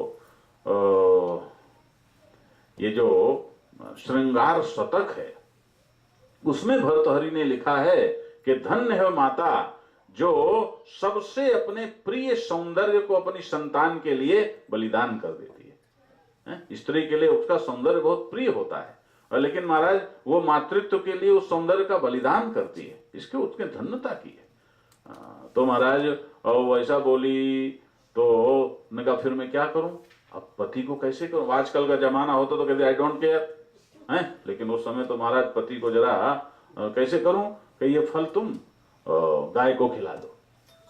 कि फिर कि देखो मुझे बच्चा होने वाला है, हाँ मैं गर्भवती हो गई हूं तो मैं अपना बच्चा तुम्हें दे दूं। अरे मेरा पति तो बहुत कैसे मानेगा, कि वो तो उसको बताएंगे ही नहीं, कह देंगे तुम कह देना कि तुमने फल खा लिया, गर्भवती हो गई, मैं यहाँ आ जाऊंगी तुम्हारी केयर के लिए और उसके बाद में मुझे बच्चा होगा, तुम कह देना तुम्हें हुआ, वही तुम प्रसूति कक्ष में थोड़े कोई जाता है। और क्या अच्छा और तुम्हारा पति मान जाएगा, अरे वो तो बड़ा लालची है, उसे हम रिश्वत दे देंगे। अब देखो ब्लैकमेलिंग की पूरी योजना बना ली। और महाराज ऐसे ही हुआ, वो उसने कह दिया झूठ, और जब उसको बच्चा हुआ उसने कह दिया मुझे हुआ है। और महाराज ब्राह्मण ने बेचारे ने खूब उत्सव मनाया। और उधर क्या हुआ, जैसे बाप है, माँ बाप यदि बेवकूफ होंगे तो महाराज कहीं कहीं जरूर ऐसा होता है कि बच्चे बहुत अच्छे होते हैं, समझदारों के बच्चे कहीं कहीं नालायक निकल जाते हैं और कहीं कहीं नालायकों के समझदार निकल जाते हैं। खैर यहाँ तो सब लायक ही हैं, यहाँ तो कोई नालायक नहीं है। तो महाराज वो बच्चा तो इतना नालायक निकला है, इतना नालायक निकला कि महाराज उसने तो नाक में दम कर दिया, इतनी शिकायतें उसकी आवें। अब वो ब्राह्मण कहने लगा देखो उस संत ने मुझे कहा था कि यदि लायक संतान हो तो ठीक है, नालायक हो तो इससे अच्छा तो यही है कि ना हो। अब महाराज बड़ा दुखी हुआ। इधर जो गाय को फल दे दिया था वो गाय गर्भवती हो गई, क्योंकि उस फल में ये पावर था। अब गाय तो शुद्ध है, उसमें तो कोई नेगेटिविटी है नहीं है। तो महाराज उसने फल को खाया, वो गर्भवती हो गई। और धुंधली के ये धुंधकारी के पैदा होने के 1.5 महीने बाद उसको भी बच्चा हुआ। लेकिन उसको जो बच्चा हुआ तो होना था बछड़ा, लेकिन महाराज उस फल में चूंकि मनुष्य पुत्र के संकल्प से वो फल था अभिमंत्रित, तो उसे मनुष्य जैसा बच्चा हुआ, लेकिन उसके कान गाय जैसे। अब महाराज का नाम गोकर्ण। वो जब बड़ा हुआ तो वो विद्याध्ययन की बात करने लगा, क्योंकि संत का प्रसाद था। तो वो तो चला गया विद्याध्ययन करने, धुंधकारी इधर दुष्टता करने लगा। अब महाराज कई साल तक वो बेचारा झेलता रहा आत्मदेव। बाद में उसने फिर आत्महत्या करने की योजना की है। अब देखो, पहले संतान नहीं थी इसलिए अब संतान से दुखी होकर, पहले संत मिले थे तो उसे नहीं समझा था, फल दे दिया है। इस बार संत तो नहीं, लेकिन गोकर्ण आ गया संयोग से। उन्हें याद आई कि गोकर्ण मिल जाता तो अच्छा था, देख लेता, और संयोग से गोकर्ण आ गया। तो गोकर्ण यानी वो गाय का बच्चा। तो उन्होंने कहा पिताजी, पिता ही मानता था क्योंकि बच्चा गाय ने दिया, पाला तो इसने। तो महाराज उसने कहा पिताजी कहाँ जाते हो? उसने बता दिया देखो ये धुंधकारी मुझे बहुत नाक में दम किए है और इसने सब तरफ मेरी नाक कटा दी, तो इसलिए अब मैं जाता हूँ। अच्छा तो फिर ये क्यों आप ऐसा, इससे क्या होगा, कैसे ये होगा कि जब मेरा शरीर नहीं रहेगा तो फिर मुझे बदनामी भी कैसे, कोई क्या कहेगा मेरे लिए है, संसार छूट जाएगा। तो उसने कहा, ध्यान से सुनना ये बात बड़ी महत्वपूर्ण है। उसने कहा पिताजी अरे आप इस शरीर को संसार से संबंध तोड़ने के लिए ही तो छोड़ना चाहते हो ना, कि संसार के लोग आपको कुछ ना कहें, धुंधकारी कुछ ना कहे, इसीलिए ना कि हाँ कि देखो ये शरीर बहुत कीमती है। ये हम सुने, अपने लिए सुने, ये शरीर बहुत कीमती है। मनुष्य के शरीर से तो भगवान की प्राप्ति होती है। शरीर माध्यम खलु धर्म साधनम है। इसलिए पिताजी ये आप ऐसा मत करो है। धर्मम भजस्व सततम त्यजलोक धर्मान।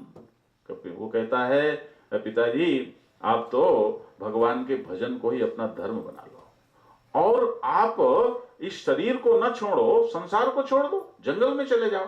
और जंगल में चले जाओगे तो अपने आप आपसे भी किसी का रिश्ता नहीं है, और आप इस शरीर से अभी भजन कर सकते हो। अरे भाई मेरी उम्र 60 साल हो गई, अब कैसे भजन करूंगा? ये लिखा है कि 60 साल की, इसमें कोई उम्र नहीं लगती। किसी भी उम्र में आप भगवान का भजन कर सकते हो। आप जाओ और भागवत के 10वें स्कंद का पारायण करो। और महाराज वो देखो, जब ऐसी बात हो ना तो छोटे बच्चे की भी बात जब आप पॉजिटिवली मान लेते हो तो आपका कल्याण हो जाता है। और आप नेगेटिव रहते हो तो आपके सामने कितना बड़ा सदगुरु आ जाए तो भी आपका पर कोई असर नहीं पड़ता है। उसकी बात पर भी नेगेटिव हो जाओगे तो क्या हुआ? हाँ, और महाराज क्या हुआ कि वो आत्मदेव चला गया जंगल में। अब देखो पहले संत ने मिला और संत के प्रसाद ने उसे बचा लिया। वो जंगल में चला गया और महाराज उसको यथा समय भगवान के दर्शन हो गए, उसका कल्याण हो गया। इधर धुंधकारी क्या करता है महाराज कि वो 5 वेश्याएं घर में ले आया। और जब बाप चला गया तो वो तो स्वतंत्र हो गया। 5 वेश्याएं घर में ले आया, मौज मस्ती करने लगा। और अब वेश्या में और पत्नी में क्या फर्क है कि पत्नी तो धर्म संगनी होती है महाराज, हैं? और एक हमारे यहीं बैठे हैं वो, लेकिन नाम नहीं बताऊंगा, हैं? एक सज्जन हमसे बोले कि मेरे पास तो भगवान ही पत्नी बन के आ गए। समझे कि नहीं समझे? हाँ, भगवान ही पत्नी बन के आ गए। तो ये जो पत्नी है ये धर्म संगनी होती है, साधर्मणी होती है। और वेश्या कौन है कि वो जो धर्म संगनी नहीं होती, वो नोट संगनी होती है, समझ गए ना? वो डॉलर संगनी होती है, वो रक्त संगनी होती है, वो रक्त पिशाचिनी होती है, तुम्हारा रक्त चूस लेती है, तुम्हारी जेब को खाली कर देती है। तो महाराज वो मांग करें ये ले आओ ये ले आओ, तो ये बेचारा धुंधली से पैसा मांगे, और धुंधली से एक बार तो ऐसा हुआ महाराज, धुंधली से पैसा मांगा तो उनका मेरे पास तो नहीं है, तो वो चूल्हे की लकड़ी जलती हुई ला करके धुंधली के मुंह में लगा दिया, लुकाठी मुंह में लगा दिया। पैसा देती है कि नहीं देती? और उसने कहा बेटा मेरे पास नहीं है तो भले ही मुझे मार डाल, था ही नहीं उसके पास, दे डाला सारा। उसके बाद नारायण वो फिर गया चोरी की महाराज, सरकारी खजाने में चोरी करके लाया। अब आजकल तो सरकारी खजाने में चोरी करो तो पत्नी मुख्यमंत्री बन जाए, समझेंगे? लेकिन महाराज वो जमाना जरा और था, तो उसमें क्या हुआ कि वो जब सरकारी खजाने से चोरी करके लाया, वेश्याओं को बता दिया। लोग पत्नी से छुप, जैसे ऐसे लोग जो होते हैं ना, वो पत्नी से छुपा लेंगे, लेकिन वेश्या से बिल्कुल दिल खोल के समर्पित रहते हैं। उनसे बता दिया कि मैं कहाँ कहाँ चोरी करके लाया हूं। तो वेश्याओं ने क्या किया कि उसको चारपाई में बांध करके वो आग से जला दिया, और वहीं पर उसको दफना दिया उसी घर में, और सारा माल लेके चंपत हो गई। इधर महाराज गोकर्ण आया, गोकर्ण ने देखा, लोगों से पूछा कहाँ है भाई, तो ऐसे लोगों पर कोई बहुत ध्यान तो देता नहीं, तो लोगों ने कहा भाई पता नहीं कहाँ चला गया होगा। तो गोकर्ण ने फिर ध्यान पूर्वक देखा तो उसे पता लगा कि उसका ऐसा ऐसा हुआ। तो उसने उसका गया जी में श्राद्ध किया, और श्राद्ध करके तर्पण आदि करके, और इसके बाद वो आया, आ करके अपने घर में वो सो रहा था। तो उसको एकदम से चारों तरफ ऐसा कई तरह की आकृतियां दिखाई पड़ी। तो उसने सोचा कि क्या है भाई, क्या कहना चाहते हो, कौन हो? तो वो कुछ बोल ना पावे, तो उसने अपने कमंडलू से जल छिड़का। तो उसने वो फिर बोली, वो प्रेतात्मा बोली। यहाँ तो इस समय चारों तरफ प्रेते दिख रहे हैं महाराज, हाँ, भले ही कोमड़े में दिखे, भले ही खिलौने में दिखे, प्रेत दिखते हैं।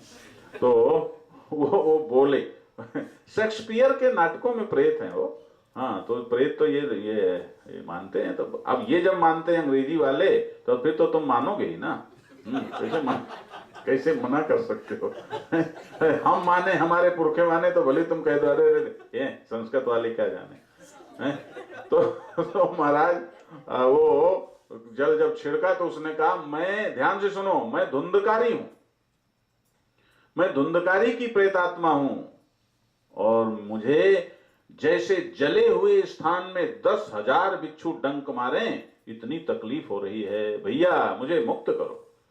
तो गोकर्ण ने कहा, अरे मैंने तो तुम्हारे लिए गया जी में श्राद्ध कर दिया है, अभी भी तुम्हारी मुक्ति नहीं हुई। विद्वानों की सभा बुलाई, सारे विद्वान आए, सारे विद्वानों ने कहा महाराज गया श्राद्ध से बढ़कर तो कुछ भी नहीं है, फिर तो जब विद्वानों ने कोई निर्णय नहीं दिया, तो कथा ये कहती है कि उसने सूर्य को स्तंभित कर दिया, मुझे बताओ क्या करना चाहिए, मेरा कर्तव्य है कि मैं इसके लिए कुछ करूं। तो महाराज भुवन भास्कर ने उसे संकेत किया कि तुम श्रीमद् भागवत का अनुष्ठान करो। अब वो तो महाराज काशी जी से सारे पुराण पढ़ के आया था, वेद पुराण सब पढ़ के आया था।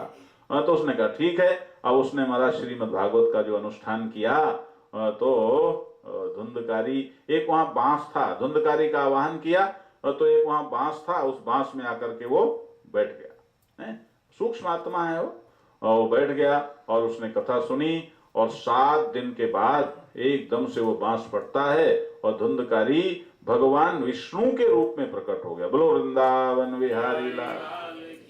और महाराज उसे सारूप्य मुक्ति मिल गई। अब देखो मैं एक घटना आपको सुनाता हूं जो एकदम, वैसे तो कई घटनाएं हैं लेकिन ये ज्यादा क्लियर है। वो दिल्ली में एक मोहल्ला है श्रेष्ठ विहार। तो श्रेष्ठ विहार में एक वैसे तो वो उस परिवार के और भी लोग हैं। एक सज्जन सुभाष गोयल करके रहते थे वहाँ, और उनके वो आगरा के हैं लोग, वो स्वस्तिक ग्रुप कहलाता है उनके सभी भाइयों का, बहुत बड़ा धंधा है, वो अरबपति लोग हैं, और तो महाराज स्वस्तिक ग्रुप के नाम से वो विख्यात है। तो उनकी माता जी वो सुभाष जी हमारे हमसे उज्जैन कुंभ में मिले, फिर हमारे शिष्य हो गए, उनका परिवार शिष्य हो गया। तो महाराज हम उनके घर गए दिल्ली में, तो उनकी माता जी मिली। पहले माता जी को नहीं जानते थे। तो माता जी की उस समय उम्र थी 96, और वो बैठे बैठे एक काम करती थी। देखो ये है, ये भी भक्ति है। ये नहीं है कि भक्ति में आप ये करो कि वो करो। वो बैठे बैठे बस बत्तियां बनाती थी, है ना, और बत्तियां बना के 10,000 बत्ती भिजवा दी रामेश्वरम, 10,000 बत्ती द्वारका, 10,000 बत्ती पुरी। वो बैठे बैठे बत्ती बनाती रहती थी, घी में डुबाती, और फिर उनको बेटों से कहती इन्हें फलानी जगह भिजवा दो, तो बेटे भिजवा देते। अब देखो उनका समय अच्छा हुआ, अब बेटों ने भिजवाया तो बेटों को भी पुण्य मिला कि नहीं मिला। ये है सोचना। अब तुम क्या करोगे, मुंह लटकाए बैठे हो, क्या करें, घुटने में दर्द हो गए हो। अरे घुटने में दर्द हो गया तो इसको बना रहने दे, काहे परेशान है, अभी घुटना नया थोड़े हो जाएगा है। अब दर्द हो गया, ये हो गया, फलाना हो गया, दुनिया भर का समय ये कर। वो ऐसा करती। तो महाराज हम जब उनसे मिले तो उन्होंने पूछा कि आप स्वामी अखंडानंद जी के चेले हो? मैंने कहा हाँ, हम उनके हाँ। तो बोले अरे आप स्वामी प्रबुद्धानंद जी को जानते हो? मैंने कहा हाँ, अरे वो तो हमारे बड़े वरिष्ठ गुरु भाई हैं। बोले वो मेरे शरीर के सगे भाई हैं। अब ध्यान दो, शरीर के सगे भाई हैं। तो महाराज हम तो बड़े खुश हुए। अरे तो हमने फिर उनको, सन्यासी थे तो महाराज वैसे तो नहीं प्रणाम कर सकते थे, लेकिन उनको हाथ जोड़ा हमने। तो बोली देखो मैं, वो तो मुझे उसके बाद नहीं मिले, लेकिन हम तुमको भाई मानेंगे। हमने कहा ठीक है, मानो भाई मानो, हमें क्या फर्क पड़ता है। तो उसके बाद उन्होंने एक बात बताई। उन्होंने कहा मुझे एक तकलीफ है कि क्या, कि मेरा एक लड़का जवानी में, दूसरे नंबर का लड़का जवानी में गुजर गया, और अब वो साल में 2 बार सपेला बन करके मेरी और अपनी भाभी की गोद में प्रकट होता है। और हम लोग जब वो तिथि थी उनकी, बोले ये तिथियां हैं, और वो प्रकट होता है, उस समय हम लोग दीवाल वाल सब सारे, यदि वो बड़े आदमी थे तो उनके सारे एसी मकान थे, तो एसी मकान तो वैसे ही बंद होता है कि सांसों ना ले सके आदमी। तो लेकिन हम ज्यादा बंद कर देते हैं, फिर भी वो प्रकट हो जाता है, और उस समय उसे देखते हैं और बहुत डरते हैं, और बस भगवान से प्रार्थना करते हैं, उसे कहते हैं भैया तुम जाओ, और तो फिर वो एकदम गायब हो जाता है। अब देखो मैंने कहा माता जी कोई और कहता तो हम इस बात को नहीं मानते, लेकिन आप कह रही हैं तो हम इस बात को मानते हैं। और यदि ऐसी बात है, हमने फोन भी किया, हमने उनकी बड़ी बहू को भी फोन किया कि ऐसा कैसे होता है, तो उसने भी यही बताया। तो हमने कहा माता जी यदि ऐसी बात है तो फिर भागवत में जो धुंधकारी की कथा आती है उसको टेस्ट करने का तो बहुत बढ़िया मौका है हमारे पास है। तो हम तो इसको आपके यहाँ भागवत जरूर करेंगे, और हमने कहा हम आपके घर में करेंगे। लेकिन इसमें देखो भागवत में 2 हिस्से होते हैं, वो एक कर्मकांड का हिस्सा होता है और एक प्रवचन का हिस्सा होता है। तो कर्मकांड का जो हिस्सा है महाराज, उसमें भागवत का पूर्ण पारायण भी होता है ना, और पारायण भी ईमानदारी से होना चाहिए। तो अच्छा उसमें कसर रह भी जाए तो प्रवचन जरूर तत्व परक होना चाहिए। मेरी बात जरा ध्यान से सुनो। प्रवचन में घटनाएं भले रह जाएं, लेकिन जहां मुक्ति के प्रसंग हैं, तत्व ज्ञान के प्रसंग हैं, वो पूरे के पूरे आने चाहिए। ऐसा हमें महाराज जी हमसे कहते थे। तो महाराज हमने कहा कि हम आपके यहाँ करेंगे, और फिर हमने ब्राह्मणों को बुलाया, और तो कई को फेल करना पड़ा। उनसे पूछे तो कुछ हमारे इंटरव्यू में वो खरे नहीं उतरे। एक विवेक विहार वहीं पास में ही मोहल्ला है, वहां राम मंदिर है, तो वहां एक नया प्रीस्ट आया था, तो महाराज उसे बुलाया, और उसमें भी प्रदूषण आया नहीं था। प्रदूषण आता है ना, प्रदूषण आ जाता है, तो महाराज उसमें नहीं आया था। तो उसने कहा हाँ ऐसा कैसे हो सकता है, हम तो करेंगे। और जब उससे हमने पूछा, पंचम स्कंद सुना और भी सुना, तो उसने हमें सब जवाब दे दिए। तो महाराज उसको बुला करके और हमने उनके यहाँ भागवत की, और हमने सारे वो तत्व, यहाँ भी हम वो चीज जरूर रखेंगे। अभी कल की कथा में आपको चतुश्लोकी भागवत सुनावेंगे। ध्यान देना, जो भागवत का सार है, असली चीज भागवत में जो है वो कल की कथा में आएगी। इसलिए आप जिनको जिनको जानते हो उनको जरूर बताना, है ना। केवल उतना प्रसंग भी नारायण किसी को भी मुक्त करने के लिए काफी है, इतना महत्व है उसका, और उसी को लोग बिल्कुल नहीं सुनाते, बिल्कुल उसकी चर्चा भी नहीं करते महाराज। तो हमने वहां भागवत की और भागवत करके हम चले गए। हम हर शहर में साल भर बाद हमारा आना होता है, तो ठीक साल भर बाद हम फिर आए। तो पश्चिम बिहार में एक हैं, वो तो अभी जिंदा हैं, वो माता तो सिधार गई। तो पश्चिम बिहार में एक हैं, अब वो पश्चिम बिहार से गुड़गांव आ गए हैं। तो महाराज वो प्रेम किशन दास गुप्ता, वो पश्चिम बिहार में पहले रहते थे। तो उन्होंने कहा मुझे भागवत करानी है महाराज। तो हमने कहा ठीक है, आएंगे, बातचीत कर लेंगे। तो वो वहीं उनको हमने बुलाया श्रेष्ठ बिहार में। हम ऊपर थे तीसरी मंजिल में, जब हम अपने तैयार होके नीचे आए तो वो माता जी के पास बैठे थे। तो माता जी ने उनको बताया कि महाराज भागवत में तो क्या कमाल है, हैं कि वो दोनों तिथियां निकल गईं और ये घटना नहीं हुई। तो जब मैं आया तो प्रेम किशन बोले, अरे महाराज गुरुजी, वो भी हमारे शिष्य हैं, तो आपने तो हमें बताया नहीं, यहाँ इतना बड़ा आपने अनुष्ठान किया, हम तो वहां से भी सुनने आते। तो मैंने कहा अरे भाई, मैंने भी अभी माता जी से पूछा नहीं है, माता जी क्या रहा। तो उन्होंने कहा, उनके आंसू आ गए, उन्होंने कहा अब मैं क्या बताऊं, भागवत से तो एकदम वो तर गया और वो घटना नहीं हुई। तो देखो ये बात आप मान लो, इसको समझो, ये साइंटिफिक है, ये साइंटिफिक है। देखो यहाँ आप सब पढ़े लिखे भी हो, और आप जरा उसको आपके अंदर अभी इस जिंदा जब तुम बैठे हो, तो ये जो स्थूल शरीर है जिसको डॉक्टर लोग बेहोश कर सकते हैं, तो यदि डॉक्टर लोग इसको बेहोश कर देते हैं और इसको काटते पीटते हैं, तुम्हें दर्द नहीं होता, तो ये स्थूल शरीर जड़ हुआ कि चेतन हुआ? बोलो बोलो, ये जड़ हुआ, बड़ी सीधी सी बात है। और यही शरीर बाद में जलाया जाता है या दफनाया जाता है, यही शरीर है। तो अभी तुम्हारे अंदर जिंदापना कहाँ है? कि जिंदापना है एक तो तुम्हारा चैतन्य आत्मा, सच्चिदानंद आत्मा, और एक तुम्हारा सूक्ष्म शरीर, है ना, सूक्ष्म शरीर। और मृत्यु के समय, जैसा शास्त्र कहते हैं, गीता कहते हैं, उत्क्रामंतम स्थितम वापि भुंजानम वा गुणान्वितम विमूढ़ा नानु पश्यन्ति ज्ञान चक्षुषा, है ना।